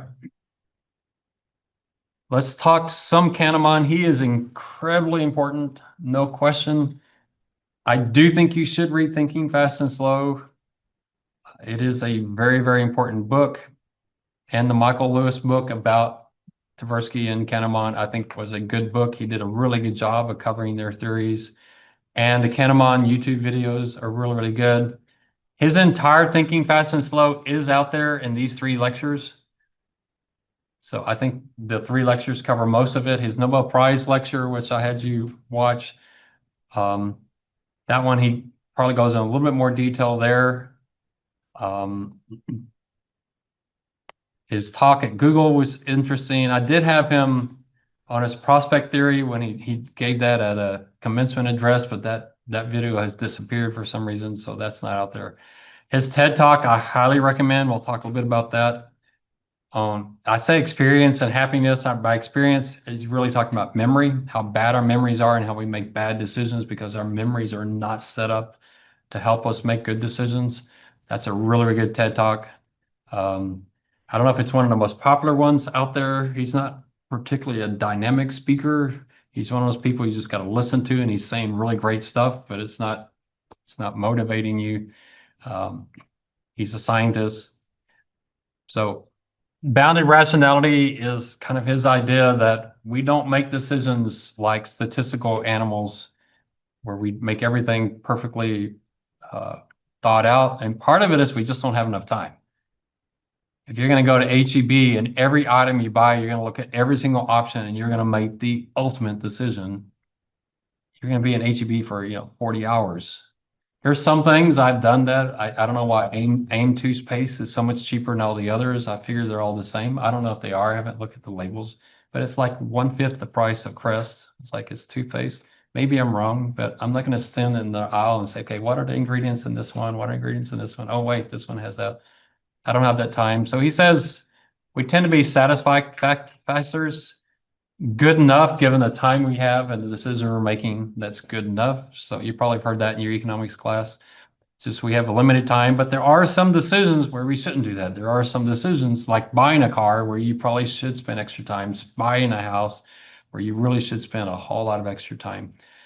I know guys, especially maybe guys and gals, they buy a house. Why do you buy a house? Oh, I really want a yard that I can, develop. Is that true? What happens 2 years later? I got to mow this stupid yard. It's dying because of San Antonio heat. We're going to put artificial grass in there. If you really think about it, so that's when you say, if I buy this house because I want to do landscaping, let me remember when I was in high school, how much I loved mowing yards back then. And it just doesn't make a whole lot of sense. I'm not saying don't have kids, do have kids, but go into it remembering babysitting in high school and just, do you think you're going to enjoy babysitting your kids more than you did babysitting other people's kids? So go into it honestly. It's horrible having kids, it's horrible not having kids. So both options are pretty horrible, but either decision you make, go into it very, very, very honestly about it so that you don't do something that just seems so obvious after the fact that you shouldn't have. This one guy I was talking to, some investment banker, he came to San Antonio the year I was retiring. And that guy, he's like, you're so lucky, you're retiring at 46. I got this family at home and these kids. And I said, yeah, but when you get home, you have your 2-year-old runs into your arms, says, no, she's just gonna be crying. The guy was so depressed, I didn't know what to tell him. He was in the terrible twos stage and he was as miserable as he could be. And he was depressing me. I'm like, I'm glad I'm retiring without kids. It's kind of nice. But you know that going in, and yet people make this decision that their kids are going to be different. But it's also people who turn 40 without kids are like, oh man, that was a mistake. My advantage is I don't have kids when I go home. They're not eating my food when I get home, and you guys are my kids, so I have kids, but y'all don't invade my living room, which is kind of nice. We all have our preferences, but you think through that. So what he's talking about is slow thinking and fast thinking. Fast thinking is your intuition, which is going to be really biased, make really bad decisions. There's sometimes that's fine, like buying AIM toothpaste instead of Crest. And then there's times where you want to do the analytical and rational. Now, one thing I want to be real clear here, he's not saying the slow thinking is unbiased. Our biases affect us there as well. Just that the intuitive is where we're really, really thrown off by strong bad biases. Fast thinking, we commit many systematic biases and errors that lead to bad decisions. Our minds perceive, the biggest thing he talks about where he says economics gets it wrong is economics thinks our utility is based on states. And he says, no, our utility is based on changes in states. That's so critical. If you figure that out, your life's going to be wonderful. So he gives an example. Here's Susie had $100,000 year one. The end of year one, she had $105,000, so she made $5,000. The end of the second year, she had $110,000. Pretty good. She made 5% first year, maybe 4.8% the second year. Mike went from $100,000 to $450,000. Who's happiest at the end of the first year? Mike. At the end of the second year, Mike has $125,000. Who's happiest at the end of the second year? What would you think? Who's more depressed at the end of the second year? Who should be happier? Mike. Who is happier? Susie. Who's gloating about how smart they are? Susie. Who should be gloating? Mike. He has an extra $15,000. But we don't think in states. Economists say, yeah, Mike's the happier person, but we all know Mike's, man, he's like, man, I had $450,000. I should have gotten out. He's beating himself up. There was a guy at my church who was bragging in 2008 that had all his money in CDs and how much smarter he was. And I was telling him, man, you should get out of those CDs and put all your money into stocks because the market has fallen so much. A few years later, when CD rates went from 5% to 1%, I didn't talk to him. But when your income falls 80% in a couple of years, that's kind of painful. But he was gloating in 2008 and then really, really hurting a few years later. Framing is extremely important, and there's a lot of examples of framing out there. There's one famous one I was going to show you, but I can't find it. I don't know where it was. But essentially what he did is he took, and he might have had it, some of it, I don't think he did this particular question, where he takes a situation and he just changes the wording from positive to negative. It's the exact same statistical situation. It's just in one situation, he says 1/3 will die. And the other one, he says, you've got a 67% chance of saving, you have whatever, I forget exactly the word it. And some people are giving the negatively framed question, some are giving a positive framed question, the exact same question, just differently worded. And when it's positively framed, people pick A over B. When it's negatively framed, they pick B over A. It makes no sense statistically, but you can really, really get people in wording. That's where Richard Thaler's book comes in. I don't know how to spell it. Not Taylor Swift. Richard Thaler, there he is. He has a book out there called Nudge. I don't know if y'all have read that book. I don't highly recommend it, but he is supposedly the inventor of behavioral finance and economics. You don't think of him, you think of Kahneman, but he's supposedly, I think he is a Nobel Prize winner in this. Have any of y'all read Nudge? I mean, it's an okay book, it's interesting, but it's really about the framing and how framing can radically change opinions and actions, more importantly. I think it's a little bit scary to read it. He talks about how government can manipulate us by simply how they word things. I mean, a good example is right now in organ donating, you have to opt in. And he says, we just have people opt out, we'll have a lot more organs donated. So instead of opting in on I guess you do it on your driver's license, right? You have to opt out. Most people don't think about it. So I mean, that's one of his examples. He has some others where it just sounds like big government trying to manipulate us somewhat, but it's an interesting book. It's only $4.38, so how wrong could you go? But he is pretty famous. I'm sure there's some YouTubes with him. I've not really gotten into him as a public speaker, but he's the framing guy, the nudge, which is just word it slightly differently and think about it. I've wondered about that idea of positive versus negative. I just contacted one of our former alums and noticed he does revenue maximization at American Airlines. And I had someone speak to this class who did revenue maximization at United Airlines, and now the two firms are talking about merging. So I sent them the contact of this one guy, and they've linked up. But I've always wondered with airlines, could this nudge idea work? So if they overbook a flight, what do? They offer you ticket discounts. And if you think about it, some of these are pretty good discounts, $500. So you're talking about the average person on the plane who probably doesn't make $250 an hour, but they tell them, we'll give you a $500 voucher if you're willing to take a flight 2 hours later, that should induce a lot of people, shouldn't it? But they don't want it. And why is it? And Chris, you talked about this last night. Um, if someone has something in possession, they value it much more, right? Than if they don't have it. What do they have right now? They got a seat on the plane. And what is United trying to do? Take away something they have and give them something they don't have. What do they value more highly? So could United and American, could they change it such that they're not taking something from you if you know, to get you to take a later flight. In fact, the later flight is what they're taking from you. So they give you a text and say, you now have a $500 voucher.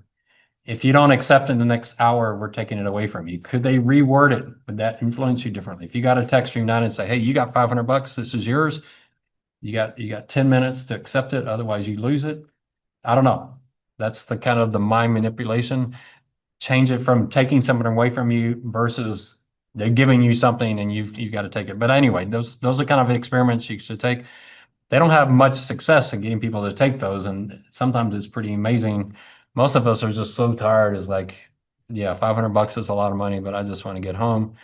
The mental accounting, we tend to segregate things that shouldn't be segregated. We really should think of them in holistically as one big bucket of money. This is one area where I think Dave Ramsey is a little weird in the way he segregates everything. Really, it's money is fungible, and you're going to make more optimal decisions if you think about your life in total as one big portfolio versus in piecemeal. We tend to be much more susceptible to biases of things that we can imagine pretty easily. So the availability heuristic, things we can think of and imagine, we'd make them more probable just because we can imagine them. So a good example is, you know, after 9/11, people are thinking about terrorism risk. So did an experiment with a group of people and they asked them, how much would you buy for airline insurance? So if the plane crashes, your family gets life insurance, and they had the people put a price on it.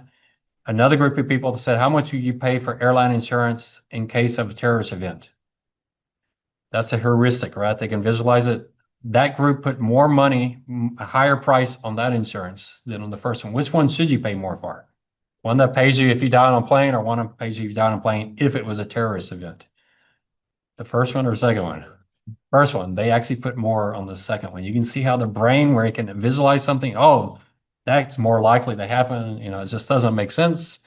So this is the kind of thing Kahneman does. Hyperbolic discounting. This is kind of the Jerry Seinfeld. I hate them. I hate nighttime Jerry. We tend to, anything that's in the future, we over discount it. Jeremy Grantham, who's the GMO, the G of GMO, he's really big into global warming and to saving the environment. He thinks hyperbolic discounting the reason we're not more aggressive on global warming because it's way out in the future. So he's saying, yeah, you might completely destroy the planet, but when you discount that at an 80% discount rate, it's still not that big of a deal. Yeah, that's kind of his argument. One of his arguments about capitalism is we do this kind of process, so we're not really good at managing things 50 years out, 100 years out. So I don't know, you could argue with him on that, but that's kind of his argument. He's also been saying the stock market is going to crash 50% for the last 3 or 4 years, so he hasn't gotten that right yet. So he doesn't get everything right. This one I think was pretty interesting, and he showed it in his lecture. We're better at averages than with sums, and there's times where the problem is a sum product. So he gives one here on dishes. You have a set of 24 dishes, a set of 40. They're exactly the same, except for one gives you 24, one gives you 40. The one with 24, nothing's broken. The one gives you 40, 2 of them are broken. I don't remember, but anyway, I can't remember which one's more valuable? 24, none of them are broken, or 40 and a couple of them are broken? Obviously the 40 with a couple of them are broken. That's the sum. But what do people do? They say, wow, this one's perfect. This one has, on average, is less value, but you should be doing the sum. So he actually would give people these products and show the problems, and show that people, when 2 groups make the decision, they make really bad decisions in comparison. Some of y'all probably have seen the availability heuristic where I think you mentioned this one, Chris. You give someone a mug, you give someone else a t-shirt, you give someone else whatever, and you try to get the mug people to switch with the t-shirt people. And what do they say? No, this mug's worth everything. What do the t-shirt people say? No, this is the greatest t-shirt I've ever got in my life. Makes no sense from a statistical standpoint. So, what doesn't his job sound fun? He's coming up with all these experiments on people. Um, um, this one was a little bit strange, but this gets almost to Doug Hubbard is getting better at how do we handle a small amount of data for assessing probabilities. I won't do this one because it's a little bit complex to get through, but it's a little bit of Doug Hubbard, just showing that just a small sample size is actually quite valuable, and he gives some examples of that. All right, I won't get into these, but you can read through those. Then he talks about how, but this is kind of the availability bias as well. Linda is 31 years old, single, outspoken, and very bright. She majored in philosophy. As a student, she was deeply concerned about issues of discrimination, social justice, participated in anti-nuclear demonstrations. What's the probability that Linda is a bake teller and an active feminist? Or what's the probability that Linda is a bake teller? Why did people put when they put it in two groups, what did they put the highest probability?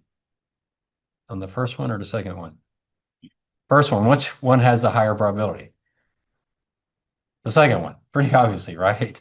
Plus, we tend to get more conservative when we age. If she's a bank teller, she's probably throwing out some stuff just because she's a bank teller.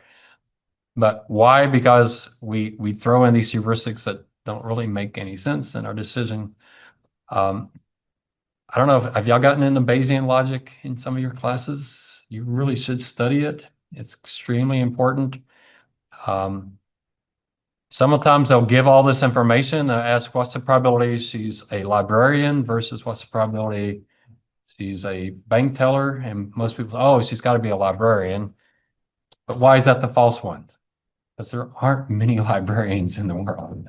There's very, very, very few of them. So Bayesian logic starts off with, yeah, she's highly unlikely to be a librarian. There's like 7 of them in the United States, maybe a few more than that. There's a lot. Well, I don't know if there's that many bank tellers anymore because I never go to the bank anymore, but 20 years ago kind of thing. So that's Bayesian logic. You really should study Bayesian logic because it does make you understand statistics much, much better. What we tend to do is get new information and we overvalue that information, excuses, and we forget those initial probabilities they started with.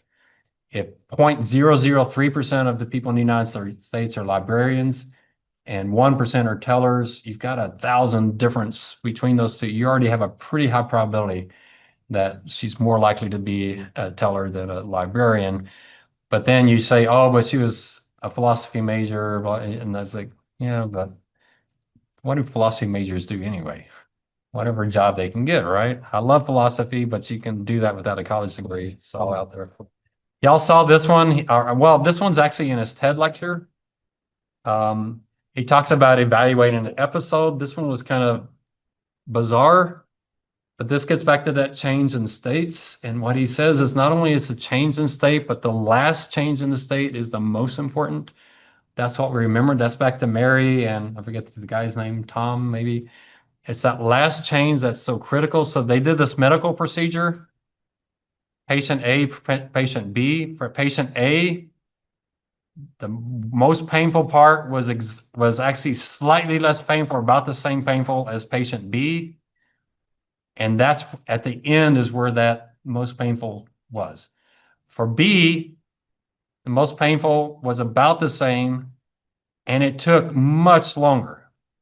He was in pain for much longer, but the lowest pain was at the end. And so they asked these two people who was more likely to be willing to go through this again and who was more likely to go through it again? B. Does that make any sense at all? Doesn't really, but why? Because what A is remembering is that very last thing, and B doesn't remember that very last thing. This is pretty critical. If you want to, it's that change in state is so critical. If you want a happy life, you don't move to the state, you increase the episodes. That's why you're going to be much happier, much happier if you buy a $20,000 car, $30,000 car, then a $40,000 car, then a $50,000, then a $60,000. Much happier than if you buy a $20,000 car and then you jump to the $80,000 car. You'll get more happiness going from 20 to 80, but it's going to dissipate really fast. You'll have more episodes of happiness if you spread it out over many times. Just that by itself. Don't move from the $100,000 house to $500,000 house. Intentionally move more slowly, especially if you have kids. The comparison game is pretty rough. I had this reputation at USAA. Actually, after I retired from USAA, this couple called me. I don't know how they got my number. And they said, we know you're not at USA anymore, but we saw how your philosophy on life. We just had to talk to you. So that's pretty cool, I guess. But my philosophy is learn to live contently well below your means, and you'll be much happier. So if you make $100,000, move into your neighborhood where people make 60,000, and you will feel rich the rest of your life. You make $500,000, move into your neighborhood, people make 200,000. Some people move into the $500,000 house neighborhood because they want their kids to feel rich. But I tell you what, if you make $500,000 and live in a $200,000 neighborhood, your kids will feel rich, much richer than if you move in the 500, because it's a comparison game. When everybody's asking for, $1,000 to join the soccer team, your kids are like, $1,000, big deal, here it is. All their friends are like, we can't afford it, they'll feel rich. So you got to set yourself up to win that comparison game. Now, I did it kind of crazy. I was making 7 digits living in a neighborhood where people made $40,000. I felt really rich. That's an extreme, but I'm crazy. But, if you do that, I was much happier. People would have tires go out and they got, $1,000 in tires. Like, big deal, just here's $1,000. So it just makes. Neeson Taylor talks about this guy who made $1 million and his wife constantly complained about how poor they were. Do you know anybody who has $1 million and they feel poor? Why did he feel poor? Because they moved into a neighborhood where the average pay was 1.5 million. Could you survive living in a neighborhood where the average income is 300,000? Would you be able to survive there? Could you be happy there if you're making $1 million? So that comparison game. So if you lose the comparison game, you're going to be depressed your entire life. It's just a horrible game. And that's what he's talking about. It's that change in state. Set yourself up for more changes in state, not for the actual state itself, because that dissipates so fast. I think it's pretty powerful. Then he talks about prospect theory, where here really critical. And Chris and his team talk. Whom did you present? You and Reed. Yeah, they talked about prospect theory. We view gains and losses very differently, and we tend to be risk seeking when we have losses. We tend to be risk avoidance when we have gains. We do really stupid things when we have losses. Losses make us much more painful to us than gains are as well. So you have to think about in those terms how you're going to react to certain things and be careful of it. He actually shows it as a graph. So yeah, that commencement address, essentially he gets up to do the commencement address and he goes, well, in my prospect theory, and just gets right into it. I don't think the audience really understood it, but it was an interesting lecture if you want to hear about prospect theory. How do you handle this? If you just know this is the case, then there's certain things you can set up to protect yourself from those type of decisions that could really destroy you. So challenge the expected utility theory is founding theory of behavior economics based on results of controlled studies. Pain from losing 1,000 can only be compensated by earning 2,000. We are loss averse. Expected utility theory tends to do things more proportionately. We are risk averse in gain situations and are risk seeking. You can see that with the average stock investor. They buy a stock, it's up 10%, they sell it. So they can brag about the gain they made. They say, oh, sell way too early. They buy a stock and it's down 20%, they hold on to it. It's down 30%, they hold on to it. They may even double down 40%. What are they waiting for? They're waiting for it to come back where they bought it, which it may never do that. Become risk-seeking. They've shown in divorce cases, if one spouse has a lot of money and the other doesn't, the one has a lot of money is going to be much more aggressive not to give money away. The one who doesn't is going to be really risk-seeking to go after it. You can see it. It's just the way we are. It makes you make really bad decisions in a year like 2008. Makes you make really bad decisions in a year when the markets are up. You make bad decisions on both sides. I was shocked in the 90s. It seemed like it was impossible to not make money in the 90s. Everything was just up. And studies have shown the typical retail investor actually lost money in the 90s. I don't mean they underperformed the markets. They actually lost money because of this tendency to sell gains too early and holding the losses too late. It's a painful thing that we do. So here, I talk about this. That would actually, y'all think that would work, or is that too crazy? I'd like to kind of experiment with it. How can you get people to think about, making a change in decision a little bit better? But anyway, I'm not sure. Have any of y'all ever taken the voucher, the trip? You've seen the United passenger got drug out, right? That's kind of painful. I don't know why they overbooked the way they do. It's kind of painful. What really irritates me is not when they overbook, but they have two United employees that need to be on that plane because they need to get to another flight. And so they bump two paying passengers. And like, give me a break. What business does that? But I'm sure they have good reasons for doing that. And then that lecture I love so much, experience versus memory of experience. Its impact on happiness, but I think you should also think about it in terms of impact on your decision making, especially in finance. Our experiences and our memories of experiences are not the same thing. And in fact, he even argues they're not even that highly correlated. Our memories of our experiences are set up to do one thing and make us feel good about ourselves. They're very, very skewed. And he shows how important memories are to our contentment in life. He gives the vacation example.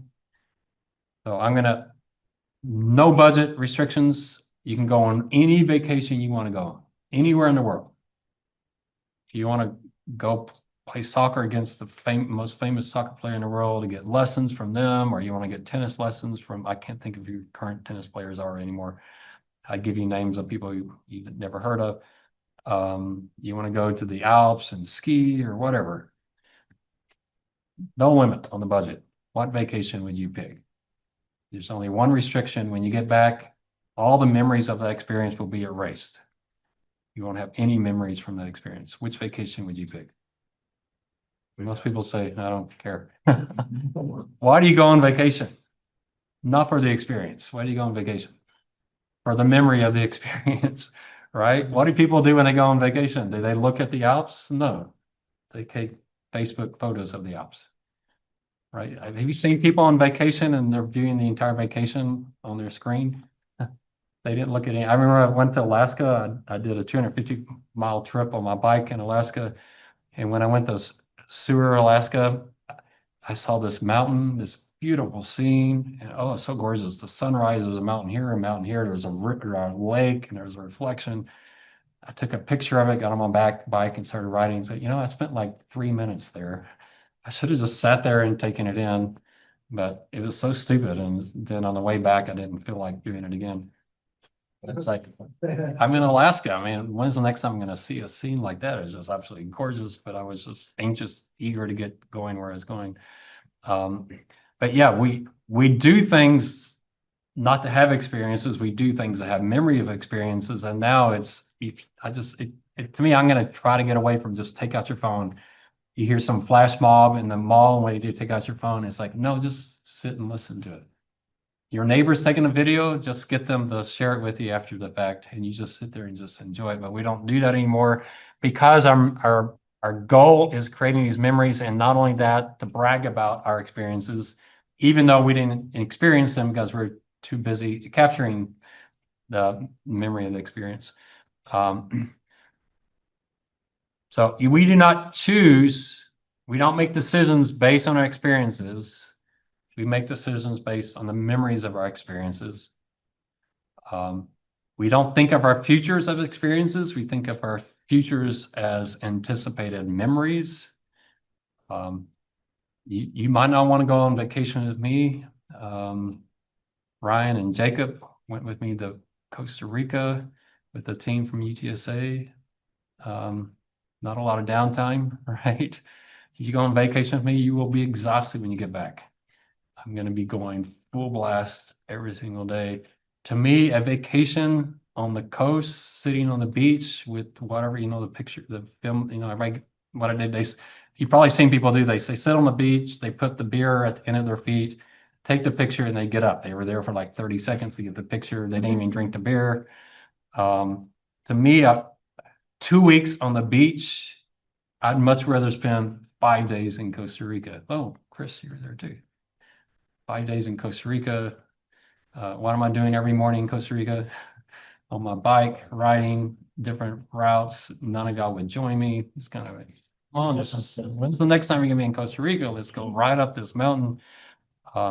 So I view it as if I'm going to go on a vacation, I'm going to want every day to be radically different because you will remember it. You will remember a 1 week vacation with me 10 times more, and you'll remember a 2 week vacation on the beach sitting there doing nothing for 2 weeks. But Kahneman has documented this. I think it's true with your careers. Anytime you have a chance to change careers, you should.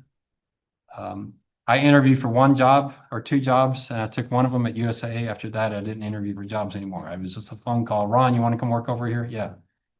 That just happened throughout my career. I always said yes. Not because I hated my current job. It's just like I just felt the obligation. The one where I messed up was I stuck with one company. I should have changed companies as well. I know some students that say, yeah, but I want to stay in San Antonio. Maybe you got family nearby. I can get it if you're married, you have kids, and you have parents and in-laws that I can see that argument. But change cities, I don't know any time you change a city where it's like, man, but I know people have gone to New York and now they can't imagine leaving New York. They love it, and then they go to LA and they can't imagine leaving. You kind of get adapted and you like that place. So forced change will actually help your experiences because it helps you remember your experiences. If you have kids, you should be moving every 2 years. I remember my childhood because we kept moving. If we lived in the same place, it would have been one big blur. Do you remember high school? Really well. Why? Freshman year was very different than sophomore year, very different than junior year. One of the reasons I retired at 46 is I got tired of people in August, September going, I can't believe the year is almost over. Why? Because of the monotony of corporate life. You've got to change up corporate life. You should every day do something. Go find someone you've never met before and say, hey, let's go on break. I want to know what you're doing. Do something to change it up. So if you stop thinking like an economist that it's the state and start thinking about Kahneman, it's the change in state that drives how well you remember, how much your contentment with life is. It radically changes everything. Don't get comfortable where you are because your 4 years of high school, which feels like 50 years, and then you look at 30 years of your career, which feels like 1 year. I remember USA, each one of those jobs I had. So a job I had for 9 months, where I was a security analyst for 9 months, has as much memory as my 7 years I spent in capital management. So it's pretty powerful. So it's not the intensity, it's the number of changes, a number of positive feelings. So set yourself up to do that. Your happiness depends far more on the number of instances of positive feelings than on the intensity when they hit. Good news is good news first. How good matters very little. So they have a pleasant life. You should spread those effects across time as evenly as possible. Plenty of mildly good news is preferable to one lump sum of great news. That may be why lottery winners are so depressed, is they get it all in one big blob. And now it's like, what are you going to do? You have to worry about the people who win the national championship their senior year of college. It's like, what's going to be next?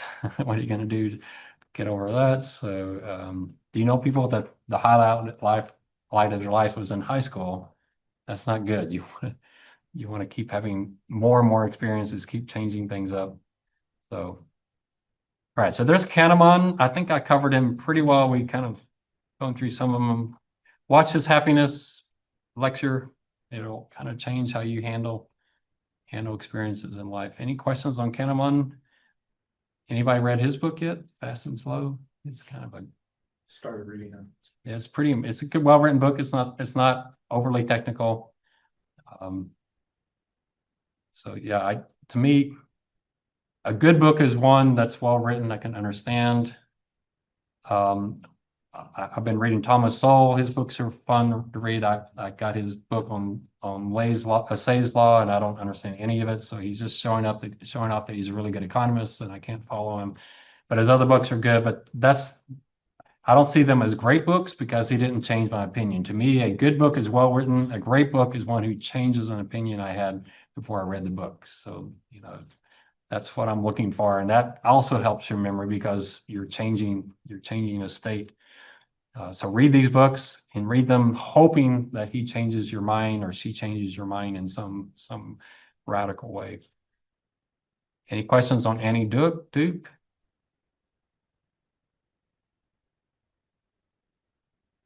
I don't know what I have down here.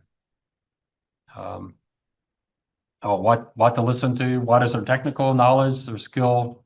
How skilled are they? How knowledgeable are they? You want to listen to people that their main goal is not to not to influence you. Their main goal is to be correct. That's why I talked about Jean Kirkpatrick. I just liked, as controversial as she was, I just liked listening to her because she was always like, what do we know? What do we know for sure? So the people you want to listen to you have evidence they'll change your opinion quickly if you give them new information. They're not overly invested where they are. They don't invest their ego.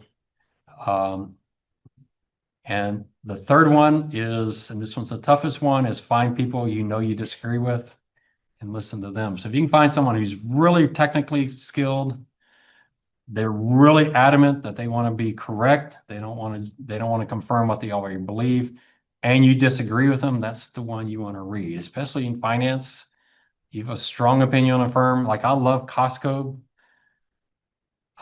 Could I be missing something on Costco? Is there something they're doing that's really not going to work? So I should be listening to someone who's on the other side of that. What about global warming? Politicians like Trump or AOC, I think they're heavily invested in where they are now. For Trump to come out and say, you know what, I've been looking at this global, I think it's really true. That would be devastating to his base.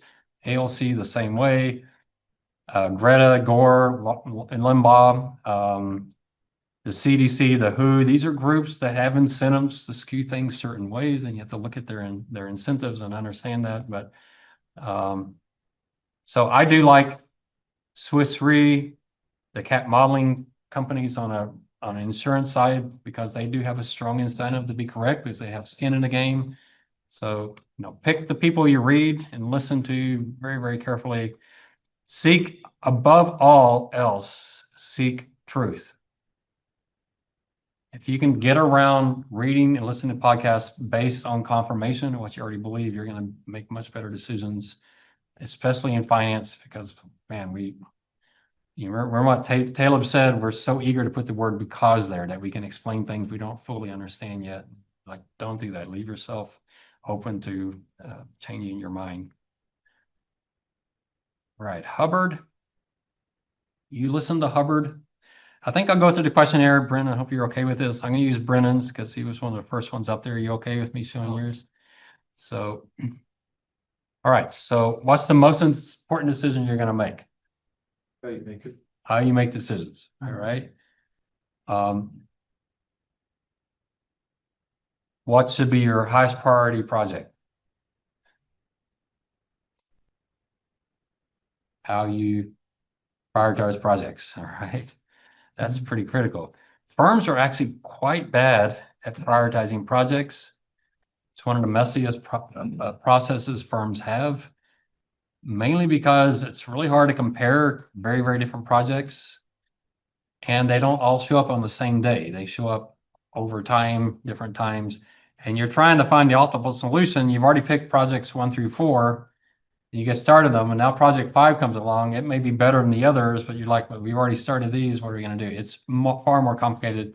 I worked hard with this at USAA, and it's just tough. It's really hard to do that. How would you do these first two for California and the high-speed trains? How does California make decisions on high-speed trains?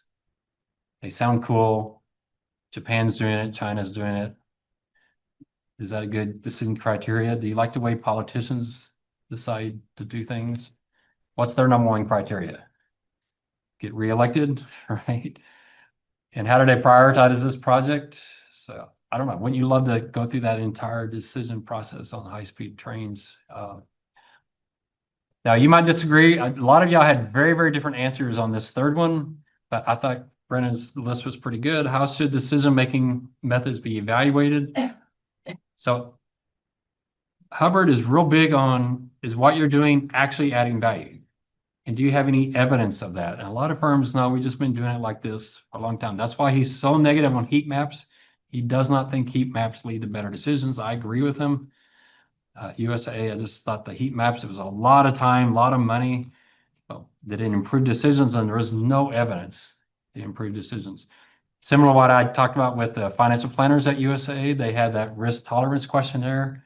I was asked them, people taking this questionnaire, are they better off taking the questionnaire, or are they worse off?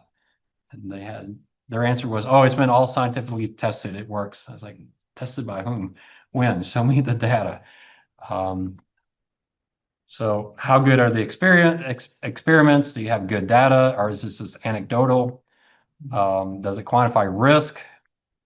What are his measurements? Is it practical? You know, that's a pretty good list. Did y'all, I don't know if y'all came up with any others. That part of it, you got to read between the lines of what he's saying.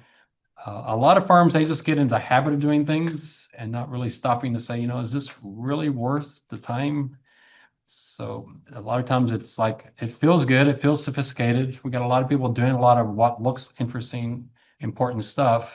We got notebooks that thick, must be adding value, but no one really asked, does it actually add value? So what's better, the human expert, intuition, or quantitative models? And he's, not only does he say quantitative models are better, he actually says, I've got the data to prove it. So I mean, that's kind of his big thing. He has done a lot of projects in a lot of different areas. I would have loved to have him come to USA and talk to us. I think that would have been pretty cool.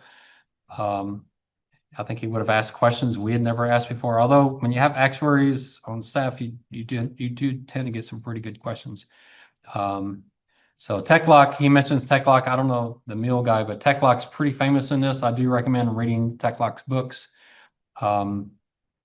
We're more confident with intuition, but the data shows quantitative methods are much better. And in fact, he says, and what we'll see here later, and it's not, we're not talking, you don't have to have a massive amount of quantitative data. And sometimes even just a little bit of quantitative data can really help you with understanding. This, I didn't get this, but I have to go back and watch the video, but I like the list. But what 3 limitations are using experience rather than data? Overconfidence, I do agree with. I can't remember what he said on inconsistency. Inconsistency influenced by external and relevant factors, so like certain biases, basically. So you can actually look at this and say, you know what, if you were consistent, you would have never made this decision and this is and not made this. Yeah. So this experience, why is experience? First of all, what's the biggest problem with experience versus compared to Kahneman? What did Kahneman say? We don't make decisions based on experience, do we? What do we make our decisions based on? The memories of our experience. And how good are our memories of experience? They're horribly flawed. So that's one main reason not to. And then you add overconfidence on top of that, you're going to make really bad decisions. Now, we talked about a diary, keeping notes. Would that help you with that memory of your experience? Possibly that's another reason for documenting every decision you make, if you can stomach that much detail. What is this chart showing?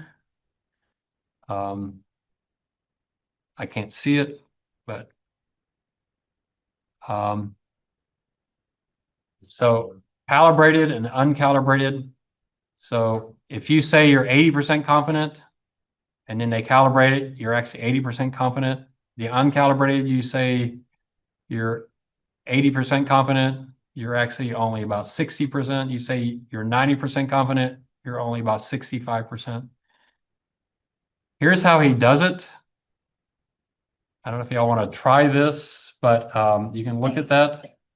In 1938, British steam locomotive set a new speed record. Unfortunately, he puts this in kilometers, so I have to multiply by 0.6.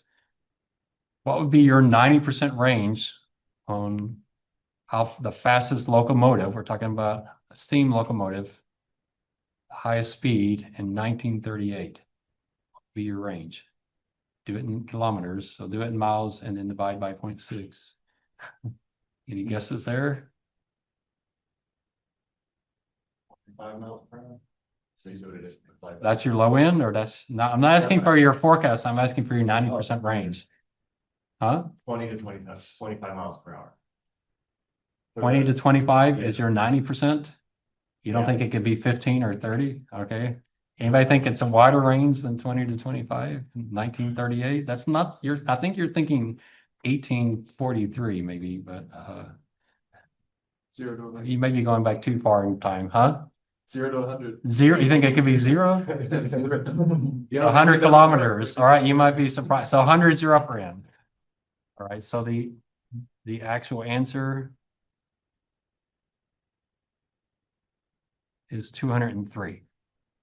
How many of y'all would have had 203 kilometers? So you might have been thinking miles per hour, but even then you would have been off, right? Huh? Yes. 200 kilometers. All right, so about 120 miles per hour. Yeah, I was 20 to 100, so I missed that one. You know, how many X's should be over here? If it was, these are my 90% ranges. One. How many X's do I have? Three. Exactly what he said. My 90% is actually a 70%. What about, let's do another one. I'm kind of embarrassed on some of these. In what year did Newton publish his universal laws of gravitation? Do you know what century he was in? I love it, the interviews on the street. When was America founded? 1986. Where did you go to high school? Your grandparents weren't in the United States? I mean, so anybody know what century? So what would be your range? How confident are you that it's 1600? 1800s, you think? What's your low end? That's not the year he was born, but the year he did his law. 1750. 1750, what's your upper end? Let's go 1820. 1750, that seems late to me, but 1685, I got that one. So my upper end was your lower end. The problem you have with this is it's that overconfidence. It's not just that you're overconfident, but it's that we don't want people to think that we don't know history. And so we do a narrow range mainly because we want to think we're smarter than we are. We actually aren't all that. This one, I didn't know how big a centimeter was. I didn't know if it was bigger than an inch or so. Anybody know? A centimeter is pretty small, right? It's like a fourth of an inch, maybe. Yeah. So I didn't know. So I start there with the ignorance, and I got that one wrong. What would y'all say on that one? 10. What? That's your upper end or lower end? Lower end. Because the answer is 8.9. I was really low on the end. I guess 2 centimeters would be a business card like that. So I just didn't know. I couldn't imagine what it was. How far is New York from Los Angeles? I think that's another one I missed. 2,000 miles. What's your range? It's kilometers. You got to divide by 0.6. 1,200 is the bottom. No, it's 12. Oh, you're talking about, you asked me. Kilometers. So 12,000. 12,000. I think it's like 5. I'll say 24. Where is it? 4,000 kilometers.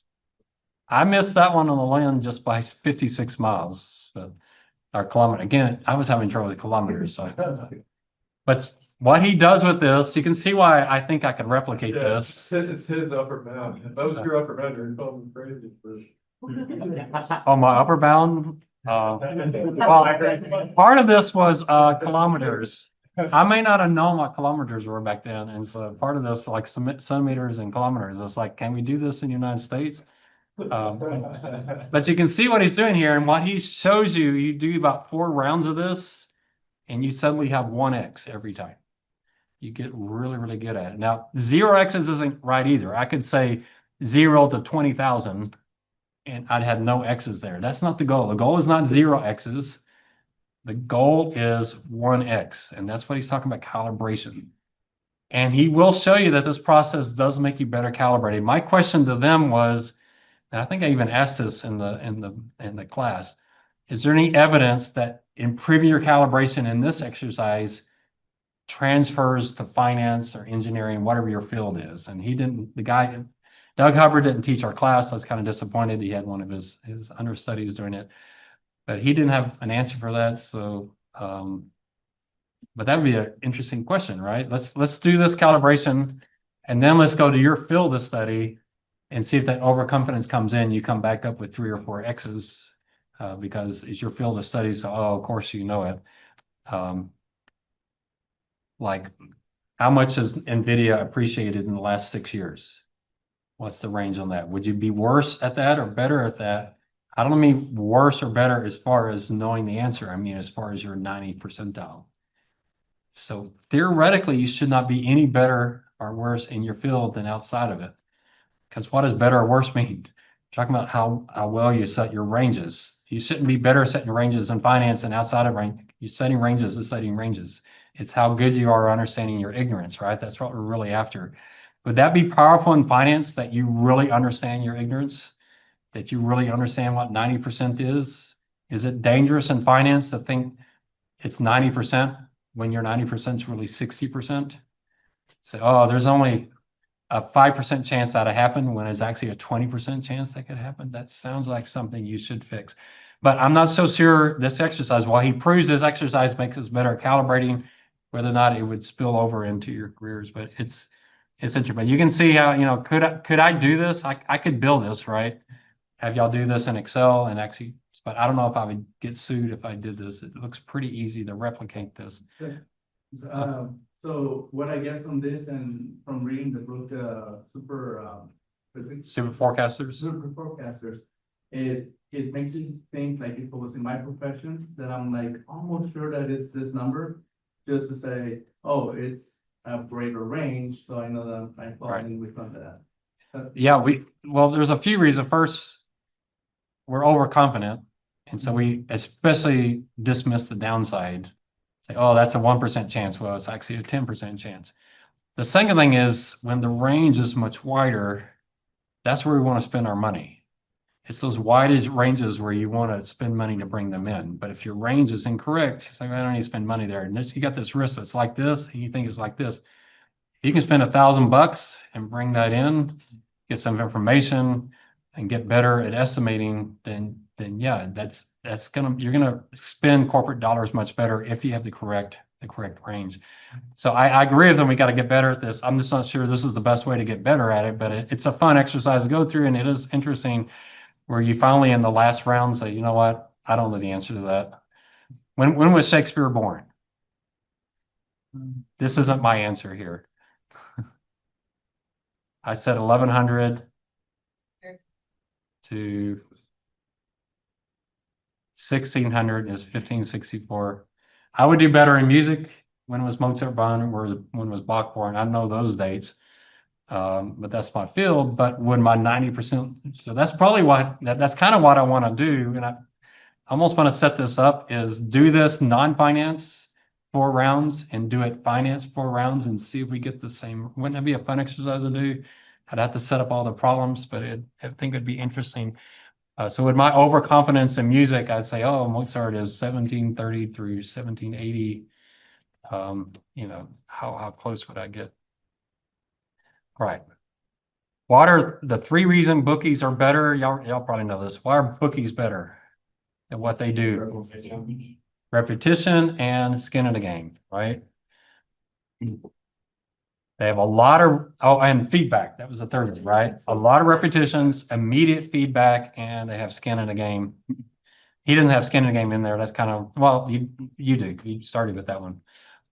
So how can you replicate that at your work to get better forecasters so people have skin in the game You get more iterations, they get immediate feedback. So, I don't like forecasting. I think it should be ranges. I think, first of all, you pay people a prize if their forecast is good. You go back and look and see how accurate the forecast was. Skin in the game, and you do more forecasting. There are ways you could get better at this. Would that work for corporate earnings growth? Should you give students, hey, let's calculate the next quarter earnings on these companies? If you get it right, you get $1,000. Whoever gets the most right, would that make you better forecasters? It'd be a fun experiment to do, wouldn't it? That's essentially what he's saying. Make everybody a bookie. What are the biggest problems quants have? Subjective inputs. They don't track the original forecast against actual outcomes. When calculating information value, 90% of the time are required to improve the model. Even well-known model errors persist. That's absolutely true. So when using Monte Carlo simulations on problems they specialize in, they revert to less sophisticated methods. So yeah, there's this overconfidence where they tend to cut corners when they have more knowledge when they probably shouldn't. I like his term misunderestimating. They use normal distribution and it may not be the correct distribution. People tend to become more risk tolerant as time passes without a catastrophe. People misinterpret near misses as disasters are less common. Yeah, I talk about near misses. I do think near misses are really, really critical. What questions should you ask before building a measurement tool? What decisions are you making that are supposed to be informed by the measurement tool? Did he say other things about that? I think that's a good place to start while you're using this tool. I have had, not to pick on actuaries, where actuaries like to buy stuff because it's cool and quantitative without first asking, how are we going to use this? What questions are we going to answer with it? It's very similar to Annie Duke. The chance of being wrong and then the cost of being wrong is kind of that expected value analysis. This chart shows that even if we only have a sample of one, that data can help improve. So he's saying small sample size. We say we don't have enough data. He says, no, that's the wrong thing. We have data. When you say we don't have enough data, what are you saying? We have data. He's saying that's good news. We have data, so let's use that. And he has some really interesting examples, and as does Kahneman, that you don't need massive amounts of information to improve your decisions. What does he say is the relationship between what is most important to measure and what we actually measure? People measure the low information value, ignore the high. Why? A lot of times it's because we say we don't have data. So we can't measure that, we don't have enough data. And he's saying, but that's your biggest risk. All right, so it gets back to if someone's holding a gun to your head, that's not when you worry about your cholesterol level. You might say, okay, someone's got a gun to your head. You say, yeah, but I've got this medical report and it gives me my exact cholesterol out to 3 decimal places. I don't know the situation with this guy. I don't know his mental stability. That could be a water gun. I can't measure any of that. So I'm going to worry about my cholesterol level. So that doesn't make sense. But why? Because one's measurable, the other one we don't have enough data on. That sounds crazy, but we do that in finance all the time. We tend to, when we can put a lot of data down, and we tend to do massive charts, and we're ignoring the gorilla in the room that it's like, my word, don't you see that over there? So it's like a USAA, when they came in and say, run, you didn't do anything about Michael going on vacation or being out sick, and he's got this report. It's like, you're not doing anything about my option trading. I could take this whole company down in one trade. Maybe you should worry about that. And then what does he call it? He calls it implied information economics, AEI. That was the easiest question in there. I highly recommend, highly recommend you read his 2 books, How to Measure Anything and The Failure of Risk Management. I think, you know, read those yet? Highly recommend them. And watch his videos. All right, where do we go from here? I don't know where we are in the rubric. On the syllabus for the class. We're probably 6 months behind. Yeah, I can see why this is my favorite class. Where are we? 20, is that 16? Oh, we're actually a little bit ahead. That's good because we do have a speaker coming in. All right, so I might spend a little bit of time talking about the project then to give you a little time on that. And then we're going to start doing case studies. You don't necessarily need to read the case studies in advance. So you are okay. I have some summaries of them we'll talk about. So I'll talk on the next class. We'll talk about the project to make sure everybody's good on the project. And then we'll start introducing the case studies to you to kind of see where they are. And then we'll have an outside speaker on that. All right, we'll stop it there.